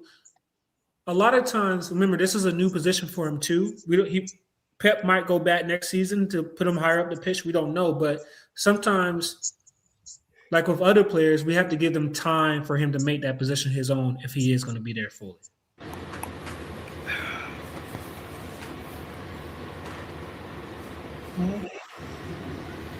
Is it like the background noise or something? Yeah, I'm going to be honest with you. I think Foden, Diaz, one or two others, I think have been victims of the new toy syndrome. I think people are very hyped over the new toys and who's coming in, and I can't wait to see that player. And they're quite easily giving up on players. And I get it, it's their opinion, they're allowed to, fully understand that. But all I'll say is the club don't give out the contract they're about to give Phil Foden if he's going to be just a bench player. Support the team, every player. That's not what the club do. And all I'll say, you stick Foden on the open market, you'll have a line out the door wanting to come and sign him. A line out the door. And that includes the top two in Spain as well. Yeah. Barcelona. Because Real Madrid have all been quiet, actually. Real Madrid have already said if he doesn't sign, keep us in pound. I love Foden to bits. He's one of our own. He's gone through the academy. He's had to compete against one of the best teams in some of our best teams in the last decade. I'll be real, right? He had to face against De Bruyne. He had to face against David Silva. Like, it's a commendable how he's gone when he came from, and even helped us. One of the two players that helped us to win the 2024 season, the 4P. Right. Don't forget PFA Player of the Year, Football Rights Player of the Year. Yes. There's many accolades that He's voted for by his peers, by the way.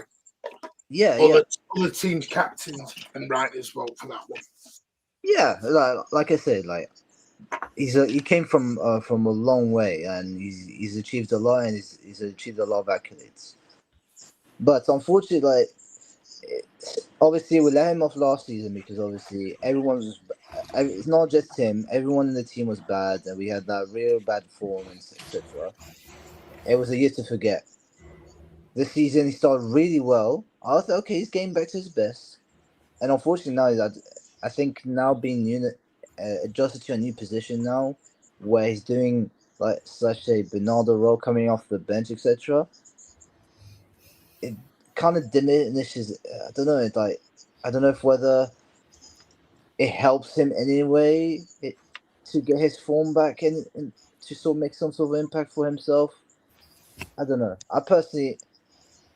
For me personally, if you want to get the best of Man City, make sure to put, if you're gonna play Foden in the Man City team, that's gonna make City better.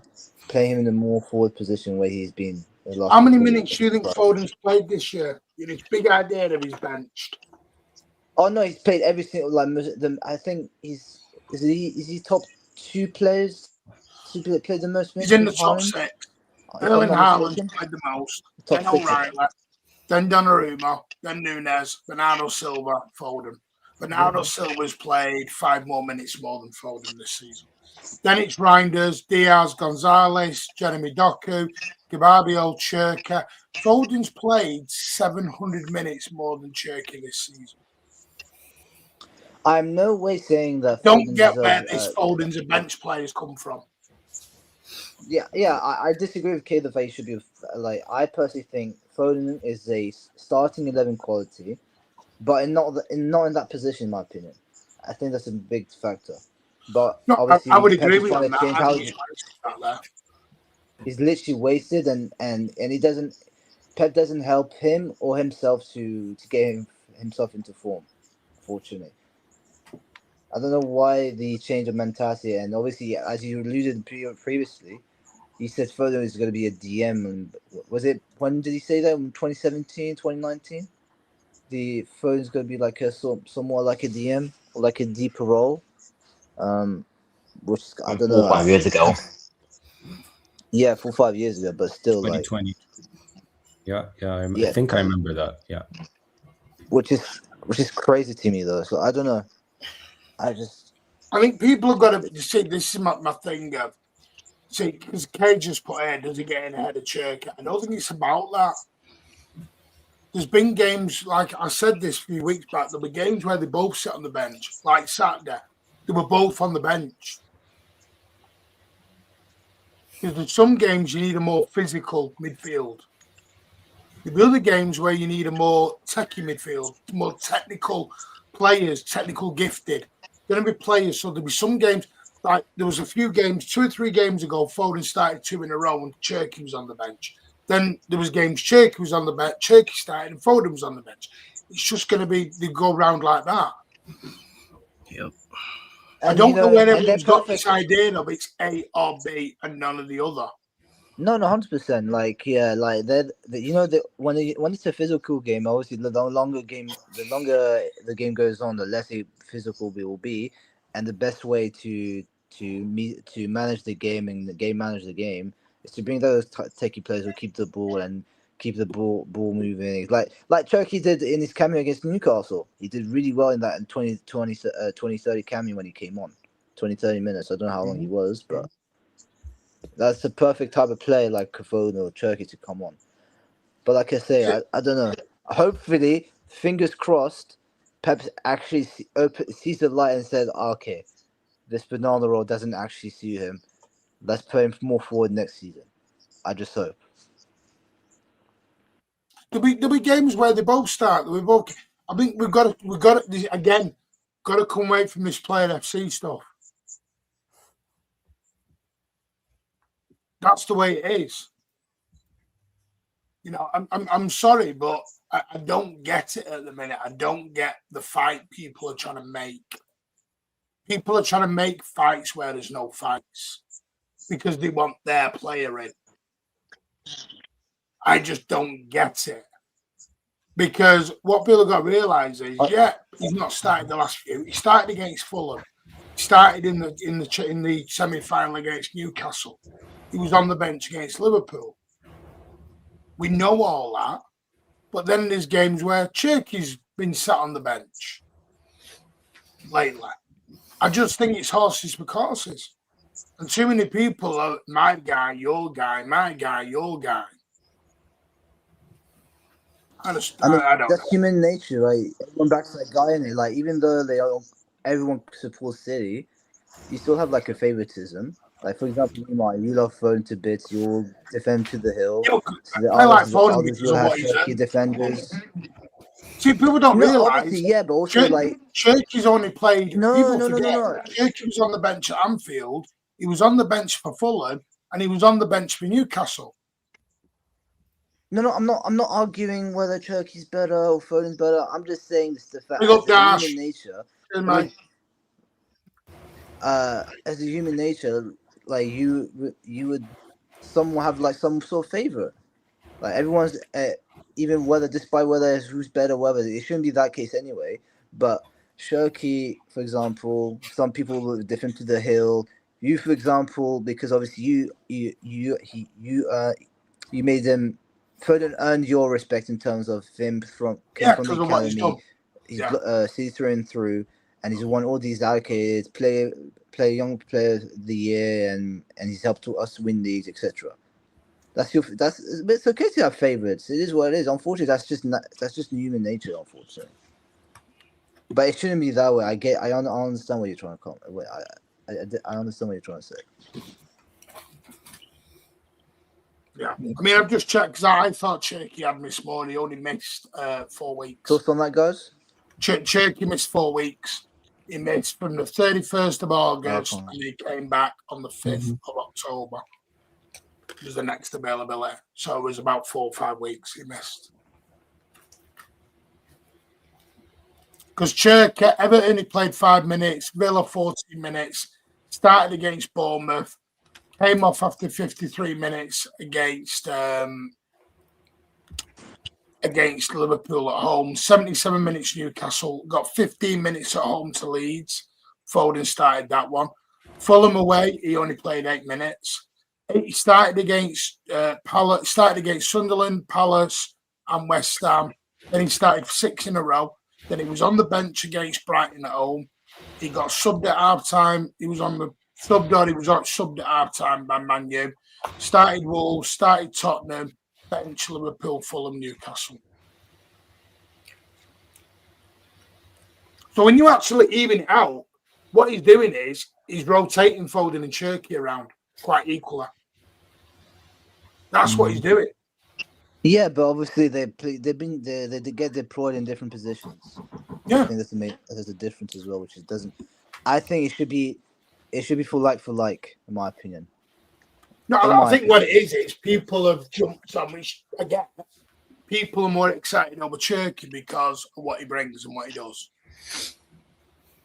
Like Spartacus has said many times, some people enjoy the flary stuff of the football. Cherky and Foden. Yeah, they call the beautiful. That was they call the beautiful game, right? They're like they don't. Some people don't like. Nah, because Pep don't like that. Pep's beautiful. Yeah, I know. Game Pep, unfortunately, bro. Yeah, like Pep like the simple stuff. Like that's why when Cherky did the Rabona against what was it? Who it was? Who was it against? Was it against Brentford? Right? I forgot who it was. Like some tricks. I still think that when he did the Rabona, that's why he alluded to like, it's all good to do those tricks. Yes, and stuff. he is available. It's all good and well to do those tricks and stuff, but you have to pick your moments, etc. And he said, I prefer to do that. Do you know what he said? I'm just proud that we've got the two of them together. I'm proud that we've got the two of them. I just don't get this. Yeah, 100%. I do agree, but unfortunately, that's just human nature, right? People are going to prefer their favorite. See, I think people too many looking into this Anderson signing. I keep saying this, and I've said it for a while. I think Anderson's replacement for somebody else. You think it's going to replace? I don't think for Rodri though. I don't think so. I don't think so.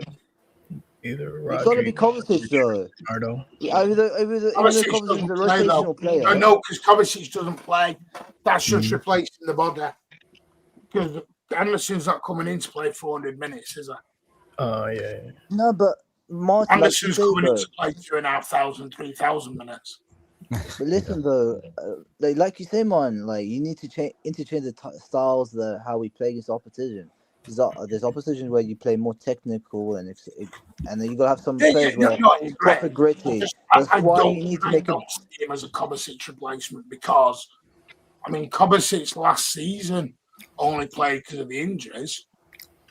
Yeah, but obviously, like regardless if he was not there, etc., he's still gonna be a body, and he's gonna be used as a what? He's very but technical. Anderson doesn't want to be a body. You don't bang Anderson. But Echeverri's a body. Naipan's a body. Yeah. I get it. Yeah, 100%. But I'm not And I feel like Anderson won't be used as like a body though. He's actually to be played. Like for example, we made the same argument for Mark Gay. We were worried that he's not gonna get. Obviously that's gonna be an issue next season, but we're trying to make a squad here, regardless what. Like, I feel like it is what it is. If he ended up not happy and leaving, you can't complain about it, you know. But you need to deploy different types. You need to deploy different styles of midfielders. Like Anderson encompasses very technical, but also a very good duel winner and very physical. So you need different type of midfielders. Like you say, if you want a Church in the front on the pitch, that's a very technical midfield where you want to keep the ball and having a lot of flair and doing reboses, tricks and flicks, etc.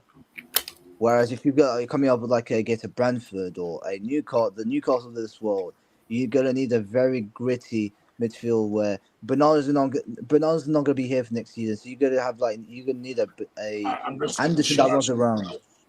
You know, there's this belief, by the way, that Anderson's not a 6, and I don't know where that's come from. He is a 6. He's a 6. I'm just going to show this. No people in the chat saying he's not a 6. Liverpool played as a DM. Leeds DM. Palace DM. No, yeah, he's like a Bruno Tonali role. Yeah. Aston Villa in DM. Everton in DM. Man City played in the 8. Fulham DM. Tottenham DM. Everton DM. Wolves DM.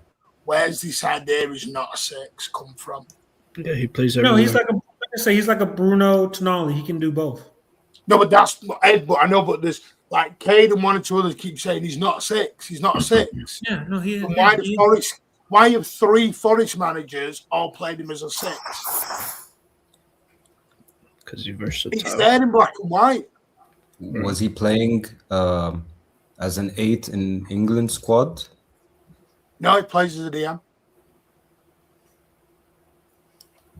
Okay. I mean, regardless, though, like he can be an 8, he can be yeah, 6 and 8 squad, roughly the same, whatever. But I don't know. I feel like I said, we're trying to build a squad here. Like eventually, if someone wants to leave in because they're not. Okay, but let me ask you let me ask you guys, right? If Rodri does go, we keep Bernardo and we bring in Anderson. What would you get? What grade would you give them? I mean, I'll give them like the best grade. What's out of the market? You can't replace Rodri. Just try and get close to what you can in terms of quality and a semblance in this day and age of what can improve, what can sustain what a good level in the midfield. So would you give it an A, a B? I'll give it like a B/A, B+. We have to see first if he can. And plus, and you never know. Like regardless. No. With the midfielders that are out there, come on, Dylan, don't do that. Okay. If Rodri goes, we keep Bernardo, we bring in Anderson. What grade would you give that? No. It's Anderson, isn't it? It's literally Anderson, isn't it? It's literally the only guy out there. Yeah. Realistically, it's literally Anderson. I'll be real. Dylan, you're gonna give me. I'm trying to move on to the next guy here, Dylan. Yeah. You're gonna give it an A or a B? A or a C? No. Be honest. A. Am I gonna hear that in a space? Yeah. Okay. I keep it real. You go next, mate. What would you give that if that happened? Roger goes out. We keep Bernardo. It's not a replacement. There's an adjustment. That is a great line. What would you give? What would you give that?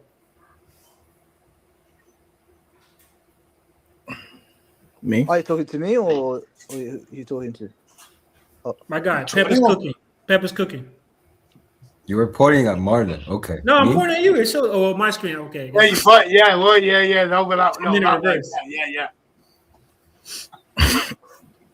I mean, if we let Rodri go, that's an F, man. I love Rodri. I want him to stay for, let's say, 10 years of his career to do like a De Bruyne, David Silva, or who stayed 10 years. I don't know. Aguero, maybe. He's one of those. Would you let him go on a free now?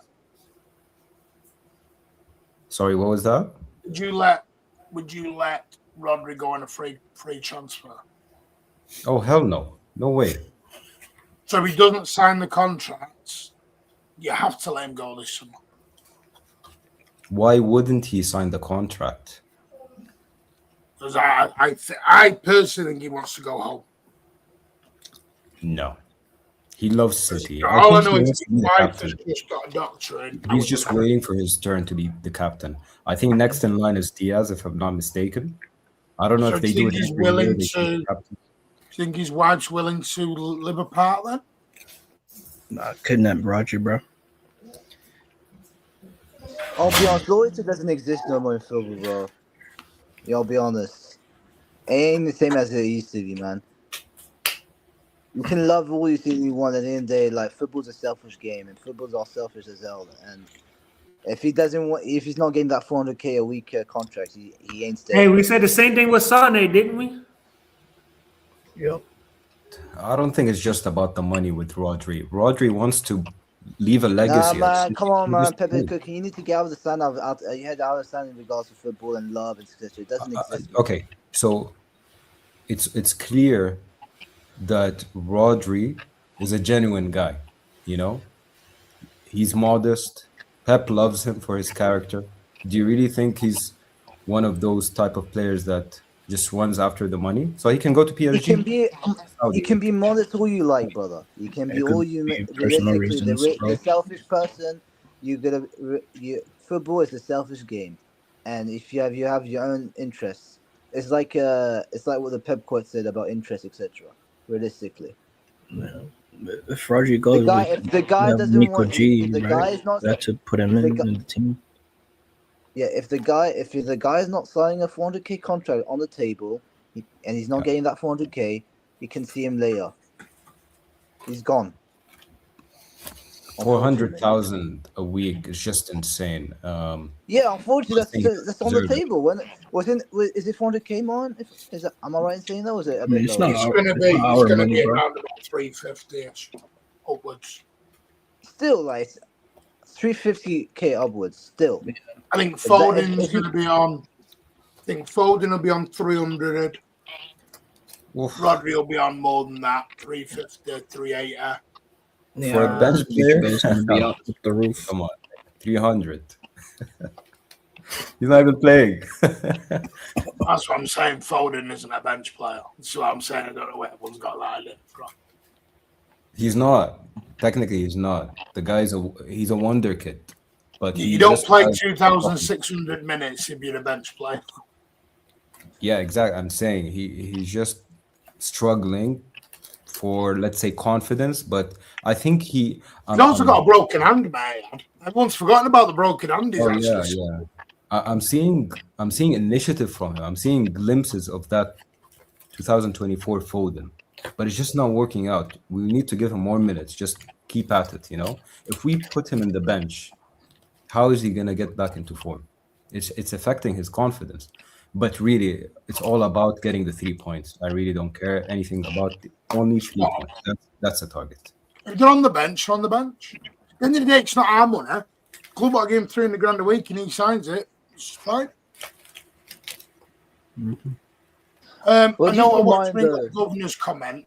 So what we're saying is no striker is prepared to sit on the bench for Haaland. No. What we're saying is you're going to end up probably in a vicious circle with this situation. Because I don't think any really good striker is going to want to sit on the bench behind Haaland.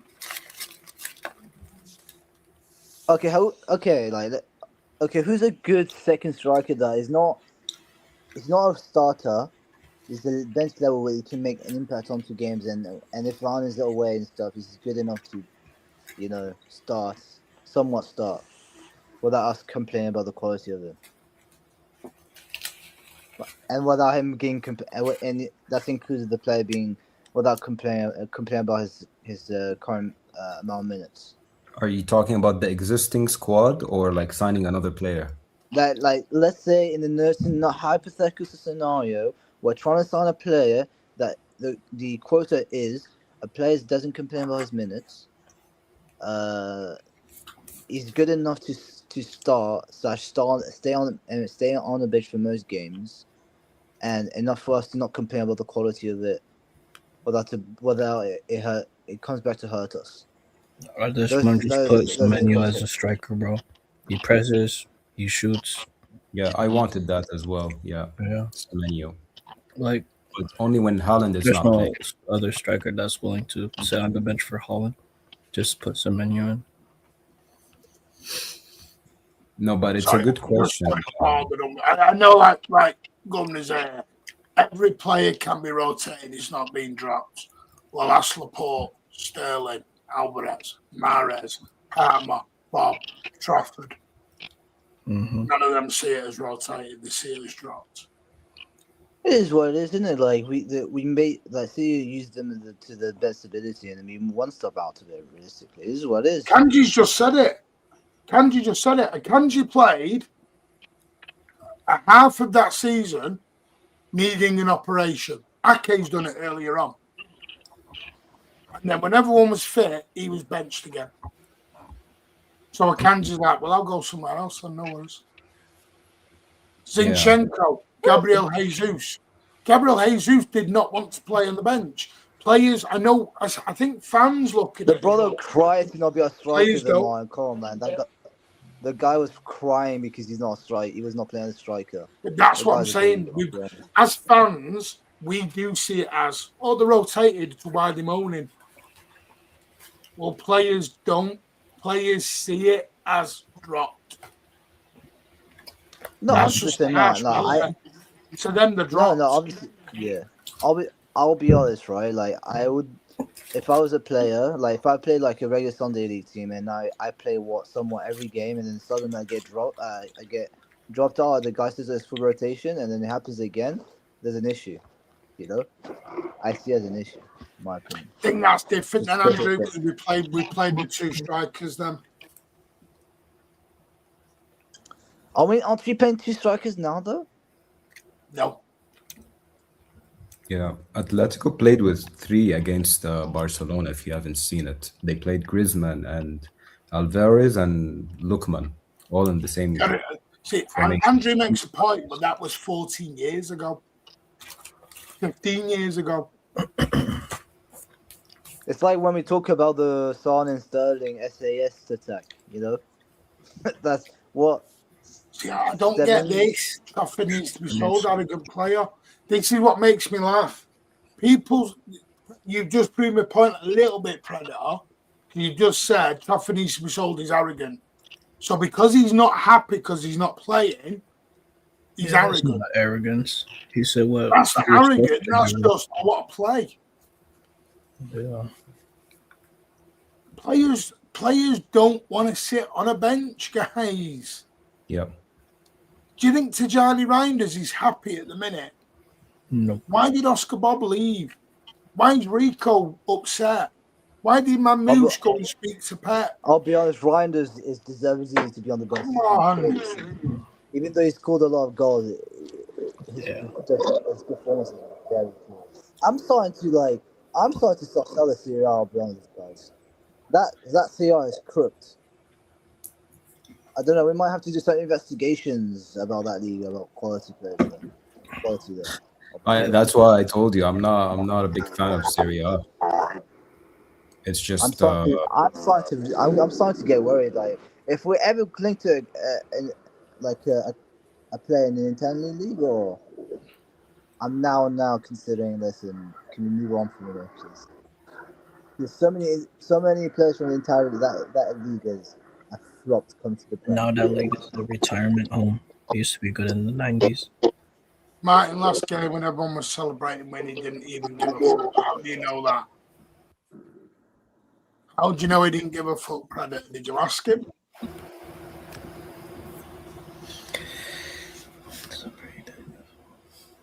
See what I mean? We got to stop. We're making assessments on stuff we don't know. I mean, he's allowed to have emotions. The guy wants to play the World Cup as well, and I don't think he's gonna make it. So it's just I didn't like the fact that he talked to the media when we needed to just keep our composure and just focus on the next game. We don't want this noise in the media. We cannot afford it at this moment. We need to be together as a team. That's it. You That's know the what? I agree with Stephen here. Well, I don't care what player want. Exactly. The club comes before. Good all exactly spot on. But do you know what? Nobody's happening. Cheers, mate. Thanks for joining us, buddy. But do you know what I will say on there, Stephen? I'd be very intrigued to see the reaction if Rodri does go to Real Madrid. Because I bet there are some City fans who'll say stabbed us in the back. Yeah, we're gonna our online fan base gonna turn on him. That's This how is what I mean. I think that depends on the players. Mm-hmm. That depends on the player. That It's not depends on the player for me, Stephen. Or Stefan, sorry. That depends on the player. Yeah.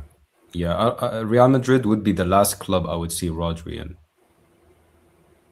in. Because there will be people who will say, if Rodri does go to Real Madrid, it stabbed us in the back. If Haaland goes to Real Madrid one day, he stabbed us in the back. You got to remember, this is the harsh reality. They're not fans. Yeah. They're employees of a club getting paid a lot of money. If they cared about Manchester City so much, why would they demand top wages? Why not just play for £100,000 a week? It's a job. But Martin, I think you said it in one of your previous streams. You said that the club treats their players the best. So why would he leave such a club? And he's already built a legacy. Come on, he got us our first Champions League. Why would he leave? I just think I just personally think it's just a feeling I have, and I hope he does stay. I pray he stays. I just have a feeling he wants to go back to Spain. Yeah, if it's personal reasons, I He's understand. from Spain. He wants to go back. Yeah, but depends. And people ain't gonna like this. Real Madrid is bigger than City. Yeah, We're not the biggest club in the world. I mean, we're better than them, but we're not bigger. yeah. Currently, yeah. You got to remember, but it's like this thing. Guardiola. Why do some players still want to play for Liverpool and United? Pep. Oh wait, no. Because United, to them, is the big legacy club of England. Mhm. It's that club. But I know we don't see it as that anymore. But there are some players, their dream is to walk out at Old Trafford. That's just the way it is. And for a Spanish person, that dream is Barcelona or Real Madrid. You grow up with those two clubs. That's where you want to be. I just think that's part of what it is. Now, I mean, listen, football has again, changed. Football I changed. will. I don't. I think to City to us it is, but I'm realistic. We're not the biggest club in England still. A big club fills the stadium. We don't. Well, we're a big club, but we don't have big clubs. The biggest club in England don't have 10,000 seats. Yeah, we have a big stadium, Martin. Is Etihad bigger than Old Trafford, or No. is it smaller? Smaller Slightly by smaller. about- Smaller by nearly 20,000. With the new extension. Yeah, United's nearly 80. We're at 60. Yeah, well, they have a bigger fan base. Arsenal's is bigger. Anfield's about the same. Newcastle's going to have a bigger stadium than we have soon. Yeah, it's the fan base. I think so- City are still on this very quick journey of like 15 years is not a lot. Is not a lot. City is still a massive football club around the world. Do not get me wrong. It is huge, but it's still not. It's bigger in terms of revenue in the last 10 years. Overall revenue and everything else, it's not there yet. We're gonna grow for the years to City's come. match day revenue is one of the lowest in the top 6. One of the lowest. That's strange, huh? Because I thought the tickets are very expensive. It's people aren't. Unfortunately, City is still a newish club to the world. I mean, I'm going to be straight. 2005, nobody in Africa or the South Americans was supporting City. Yeah. You'd see mainly United, Liverpool, Arsenal shirts.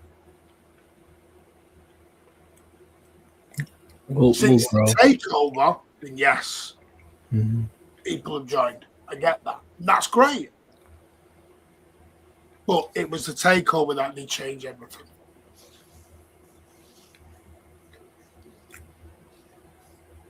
I think we're still catch up. Listen, City is a massive club, but we're on a catch-up situation at the minute. We've just had to accelerate everything over 15 years. Which there's no problem with that. That's fine. There's not a problem with that. I don't see an issue. City to me will always be a huge football club. But Barcelona, Real Madrid, we're not there yet. We don't have to be the biggest, Martin. If we're in the top 5, I'll take it any day. Yeah, I'm with you. Yeah, totally with you. Mm-hmm. Rodri won't leave before Pep. Hope you're right. But listen, there's only one way we can solve that argument is sign the extension. If he signs the extension, then it's all sorted. Okay. Do you think, are we talking about Rodri here, yeah? Yeah. Do you think Pep's future has something to do with Rodri's extension? No. He needs to know who's going to be the manager. No, I think it's just personal. Okay. This is just, again, my personal feeling. I think he wants to end his career in Spain. I think it would be a mistake from him. He I agree. He can be a legend for the club. He's already a legend. Come on, he's already a legend. Yeah. League question for the panel: Rodri, Kovacic, Bernardo, all where to go in the summer. How many midfielders would you need? Then you'd need 3.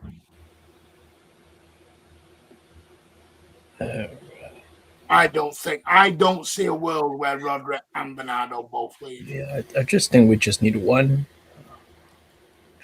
I don't know if anyone. I've just got a feeling. Again, it's just a feeling. I know the club have now offered Bernardo a new contract. Mm-hmm. Yeah. That contract has now been offered. I guess that's good news. I love Bernardo, but I thought he's going to leave. Don't want him. Pep does not want him to go. Yeah. I don't know. I think there's something nice in the Bernardo and Pep go out together in 2027. That would be like a romantic movies type shit. He's already said it's his favourite player and he sees him as a son. Yeah. We're not the biggest, but our project is the best. That's it. Spot on. Thanks. Spot on. Haven't Juve only got? I don't know what Juve have got actually. No, because they built a new one, didn't they, Governor? Juventus built a brand new one a few years back. I'll have a look now. Juventus stadium capacity. Because they got rid of it. You're right. 41,689. Thought it was bigger than that. The Allianz Football Stadium.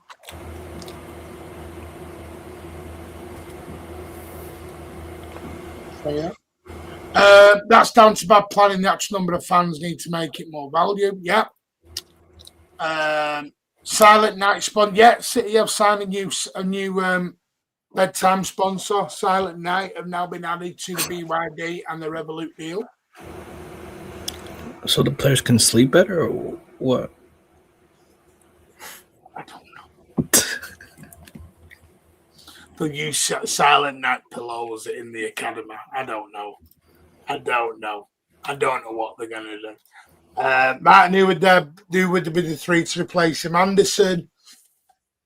The three I'm guessing now. Anderson, Gibbs White, Finale.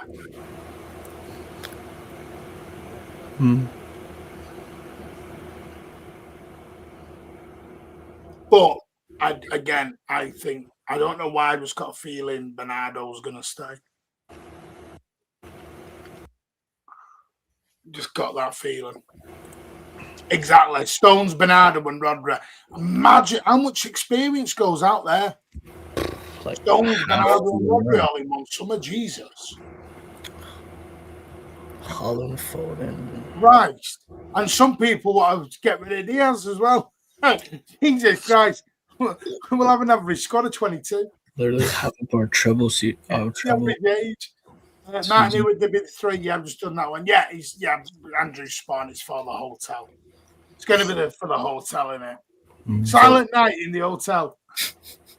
I think you brought up Stones. Just a quick one. How likely do you think Stones can be a starter again now that he's fit? Is there like a rift between Pep and Stones because of this Club World Cup or no? No. You sure? He's not fit. Okay, because he's not playing. No rift. No rift. All right. There's no rift. He's just coming to the end of his contract, and it's coming to the end. Sadly. Bernardo and Kovacic leaving in the summer. Well, if it's just Bernardo and Kovacic, I think they only need Elliot Anderson now. Because Nico Riley will take over Kovacic.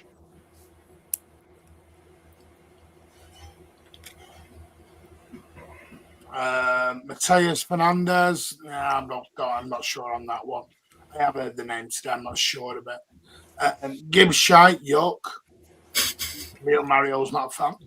F off with the Gibb. Morgan Gibbs White. I'm giving up a Seedskit. We sign him. He's not a fan either. What Morgan Gibbs White do to y'all, bro? Fuck, you know? Andrew's not a fan. Give it a rest. He proved you multiple times. Insane agenda. Oh, what are we on here? What about that right back from Sporting? I thought he was just recently to us. Is that true? Yeah, Martin Fernandez, yeah. You know, that coyote. No, his name is for Fresnanda, right? It's not Fernandez. It's like. Oh, no, he's Porto. Oh, the guy, I don't know. The guy at Sporting, yeah, you're talking about Porto. I'm talking about the right back at Sporting. Kovacic and Akanji, well, yeah, they've already gone. Martin, we need Bernardo for another year, thoughts, yeah? I'm 100%, I'd give him. Mm-hmm. I'm accelerate Snarly as well. I'm calling Rich. Rich is dying on this hill of John Stones. Listen, DC, I love John Stones. City legend for me, just time's time. Yeah, time you know, I locked eyes with him, me and John Stones. Yeah, when I went to the Istanbul final, so I actually, I'm a crazy fan, yeah. So I went to the hotel they were staying at, and there was one City legend. I'm sorry, I keep forgetting his name, but he was with them, and Stones was sitting next to the bus driver, and I was waving at him, and yeah, we locked eyes. Yeah, I mean, I love Stones, really. I don't want him to leave, but yeah, I mean, he's never fit, so. Yeah, exactly. I am going to share something with you because a lot of people are asking me about Mickey Richards. Mickey Richards, I don't even know, has responded. Did anyone see this? Let me just get the clip. You know the podcast he does with Gary Lineker? Yeah. Mickey Richards? Yeah, I will share it. He has actually. He's got pissed off with things, so I'm just going to share this. Rightfully so, bro. He said on live TV he was an Arsenal fan. I had Gabriel. I think I really need to address this. I was on CBS the other day, and Arsenal, we had on the phone, we had a score or whatnot. Yeah. I had Gabriel captain. You know what fantasy football's like. When they conceded, you're devastated. They've clipped that up. Carragher's going, oh, why you sad for? They didn't show the whole context of the video. Okay. And I'm getting absolute pelters from Man City. What started as a joke? Oh, I love football. I liked Arsenal when I was a kid. When I went to Manchester City, I've been Man City through and through ever since. I think the term I use, I support Man City on air, Arsenal off air, which was on League of Their Own, on a format where we're having fun. And people are actually taking that as gospel. Like, I don't bleed Man City. It's madness to me. If City going for all competitions, I want Man City to win. The whole Arsenal thing, yes, I liked them as a kid, but it's the joke's gone too far now. Some people, they're so tribal. Though. I don't understand. There you go. Huh. So that's Micah Richards telling you all he's not an Arsenal guy, he's a City guy. That's just to save his ass. City fans are not that Thoughts on that, guys? disgrace. DC's gone whatever, but don't want to hear it. Half and half, Micah scarf. I like that one. He's allowed to support a team as a kid, but he grew up with us. He was with us years. The hate he gets is too far. Yeah, mate, I didn't see that. I had a bit of a go in at the start of the show.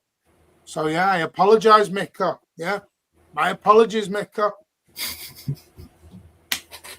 Oh, house captain's not having it. He's done this many times. He can do one.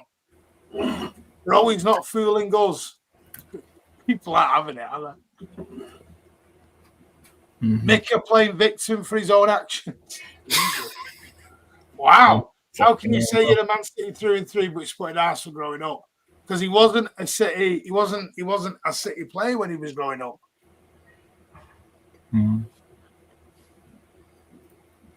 It's okay for Mick to say this, but that isn't the only time he's put Arsenal above City, so don't mind this excuse. Micah Bellend. Wow. Well said, Micah. The hate he gets is overboard. Joe Hart over Micah Richards. Micah is rooting for Arsenal to win the league. Richards can fuck off. Jesus. Wow. Buffoni is clear. Jesus. Wow. Yeah, we're not fans of. Dick off over Micah. Wow. Sean Goder. Wow. If he's a City legend in Lampard and Vietnam. No, Predator. No. Do you know how many games Micah Richards played for Manchester City? Bloody hell. Come on, pal. Patrick Vieira played about 10 games between them. Come on.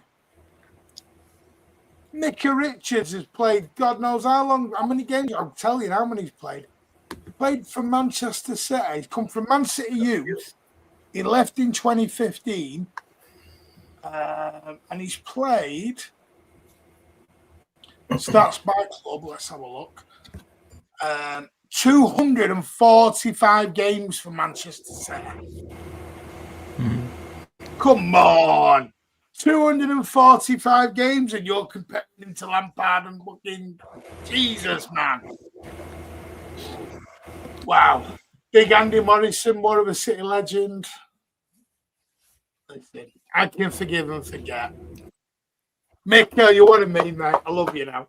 No, I'm joking. All right. Anyway, anyone want to add anything before we go? Because we've done 2.5 hours. Anyone else got any more questions from the chat? Just to remind you all, don't forget 9:30 in the AM in the morning. Blues Down Under. So Rich,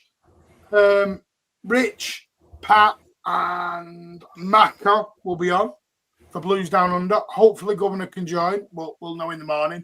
So Pat will be up bright and breezy. That is in 8.5 hours. We'll be back live. Ed, anything you want to add? So why are you doing that? It's not cold. It's cold here, mate. It's cold. It's off. It's cold where you are.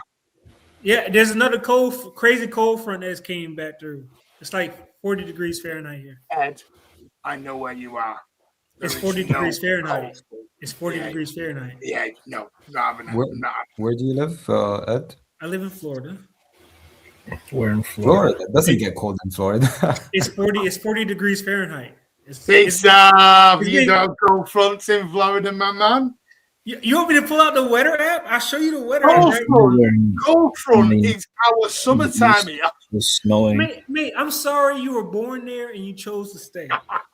Okay. I'm gonna look now. Hang on. Yeah, look. We've had historic like cold. Tomorrow, 16 degrees. Wednesday, a nice 22. Thursday, 26. Big South for your cold front. Yeah, it's gonna be Monday. It's today, Tuesday. Right. Okay. So today, but on Wednesday it's about 82. Yeah, it goes back. It goes back. Thursday, That's we're why I about love 90. living here. Yo. It's a cool 90 degrees. That's why I over love there. living here. That's why I love living here. It's a couple of days of coldness, you goes back ever- to sunshine. Just like what Raji will experience when he goes back to Spain. Here we go. This is the Fahrenheit versus Celsius. This is what he's doing. It's a cool 40. It's about 70 degrees over there at the minute. Do you know what it is over there at the minute? Mate. 4 degrees. Mate. Well, And that's why going, you're inside. It's a cool 20. That's why you're inside. Okay. So, yeah. But no, hey man, it was a great show today, man. The comment section was amazing. The people that came comment section were on fire today. Big up. Yeah. By the way, was I had. I'm just going to show you this because someone. I just need to show this to a couple of people. See if I can share my screen because I got told the other day there was a couple of people in the chat, and I know I shouldn't. I'm being petty, but people are telling me that that your channel is the views are down. Yeah, I'm just going to show this because I don't mind it. I'm just going to get rid of that. Because I'm being told that the views are down, guys. This is how well you lot are doing at the moment. Right, so as you can see, 70% more views than usual in the last 28 days. We are up 18.1 thousand views more than normal. The watch time is 3,500 more than normal. Subs are down a bit. That's where it is down. So the content at the moment, as you can see, 6.8, 6.6, 3.2, 3.13. Browse features, we're smashing it. I'm not having any of this. The audience from all over the world, we're smashing it. New viewers, 65.8. Casual viewers, regular viewers. We'd like the regular viewers up a little bit more. But this thing of we're down. Your channel we got nearly 56,000 views, more than 37 than usual. So it's up nearly over 20,000 views more than normal. You make good money too. But I'm being told our views are down. Guys, and the other thing I say is, this is not any of you. We can see behind the scenes your accounts. We can see the date you joined and the date your account was set up. And when somebody's account was set up in January of 2026, I know you're just trying to troll. We thank you, but we can see. And it's you lot that is doing amazing work in the comments, your views, the chat, the panels. We thank you all. We know we're doing something right now because the stats are showing it. Are we as big as other channels? No. Never about being the biggest, about being the best. That's what we want to be. We want something you're proud of. And I'm going to say it again.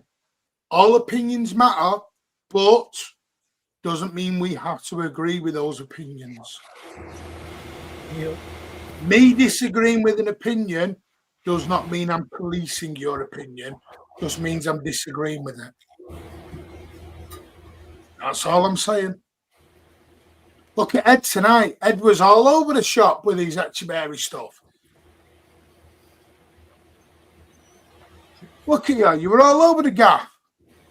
Hey, somebody has to show, some level-headedness with this. Okay, can't all be biased sometimes. Like I like you might are be biased. When it comes, you're a little biased there. I think everybody felt you were a little biased there. That you No, weren't giving Echeverry maybe a fair shake. No. I'm just not on this Echeverry hype train for some weird reason. But there's always a middle ground, Martin. There's always a middle ground. Guardiola, me and you are going to start a Naipan hype train.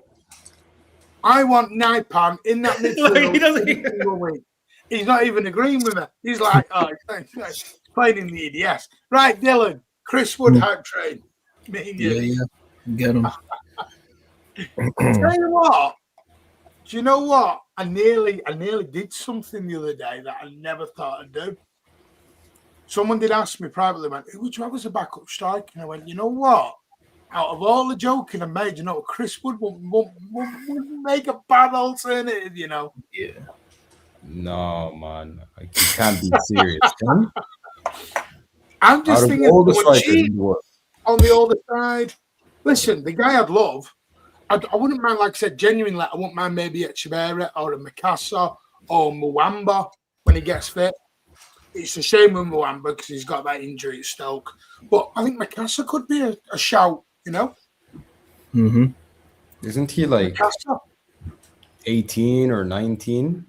Yeah, he's about 18, but he's on loan at Leicester. See, I think for me, a good backup to Haaland is somebody kind of old, bit of an unk, as they call it, someone on the older side, good striker, or you develop a youngster. That is a perfect way of developing a young up-and-coming. Same with the goalkeeper, maybe. Maybe we don't buy a drop, guys. Yeah, and we're going to end in a minute. Big up, Ed. Don't forget Wednesday. Get your kits thing stateside. We're doing kits. That's it, Ed. Show the enthusiasm, mate. So I don't know. Martin, when you were on Man City Van TV, there was a teenager on that show. Ooh, teenager. You mean Ryan Corrie? Do you mean Ryan Corrie? Martin exposed. Or do you mean Tom? There was Tom, who became a presenter, and then there was Ryan Corrie. Those were the two younger lads. Chris Wood, yeah. Chris Wood. Anyway, if you can smash those last few likes, that would be amazing. All. Guardiola, thank you for joining us, mate. It's been a pleasure as always. Yeah, man. Thanks for having me again. It was fun. I think we discussed a lot of good things today. Yeah, I enjoyed that. Really, really good show. That. We're one away from the 115. Dylan, thank you for joining us, mate. Yeah, big up, bro. Anytime. Big up, bro. Loving it. Are you missing the spaces? Is there space? No, are you missing the spaces? Yeah. I'm not saying there is a space. Yeah. There's no space. Who Calm is down. He's that? getting excited. He's like, is there a space? Is that Pep? I'm straight on. It is Pep. Why does Pep have hair here? Is that Photoshop? I found on Google. Oh. Oh, yeah, you. Tom. He doesn't do it anymore, mate. He doesn't do it. Still got him on Facebook. Seems to be doing well. But yeah, massive thank you to everyone. Oh, when the stream ends, I'll be posting the charity link in the comments. If anyone wants to donate, I'll be posting this out for the next 3 or 4 weeks. And don't forget, here it is. If you do want to be involved, again, don't forget, it's the Cancer Research Charities aim to support and provide awareness. Teenage cancer, we believe that teenage cancer is unprecedented and overlooked, or underrepresented, and overlooked. That leaves young people suffer without any form of provision that can help find ways to cope with their daily living.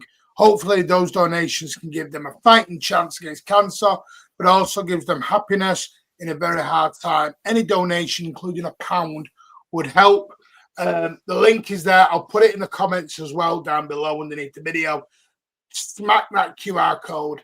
Also, don't forget as well, if you do want to support the channel, you can do that in many, many ways. You can do that by buying us a coffee. Link in the description where you can go and buy us a coffee. All proceeds do go towards your channel, back into the channel to improve it. Because, like I said, all this is not free. It takes a lot of money. So, yes. And we're taxed a lot as well. No one's missing. You know what? I'm not either, Keely. That's the main thing. So, big up, Paul. Magnus, let me know if you're free in about 10 minutes. Magnus, just give me a thumbs up or down if you're free in 10 minutes. Because I just want to see if you give you a quick bell, mate. But I want to say a massive thank you. 9:30 in the AM tonight, this morning coming up, Blues Down Under. Please give it a big shout out. Magnus, are you free in 5-10 minutes for a quick chat, mate, on the phone? Let me know. So, yes, smash those likes. Big up to the panel. You've all been superstars. I will see you Wednesday night now for Stateside at 11:15. But tomorrow, Blues Down Under, 9:30 AM today. Make sure your notifications are on. With Pat, Rich, Maka. Hopefully, Governor gets on. Stateside Wednesday night, 11:15, where we'll talk about old kits, etc. And then Thursday night chat, the gang will see you through and won't be here. And then Friday, 90 minutes with Tone and Pulpit. Hopefully Big Steve and us as well.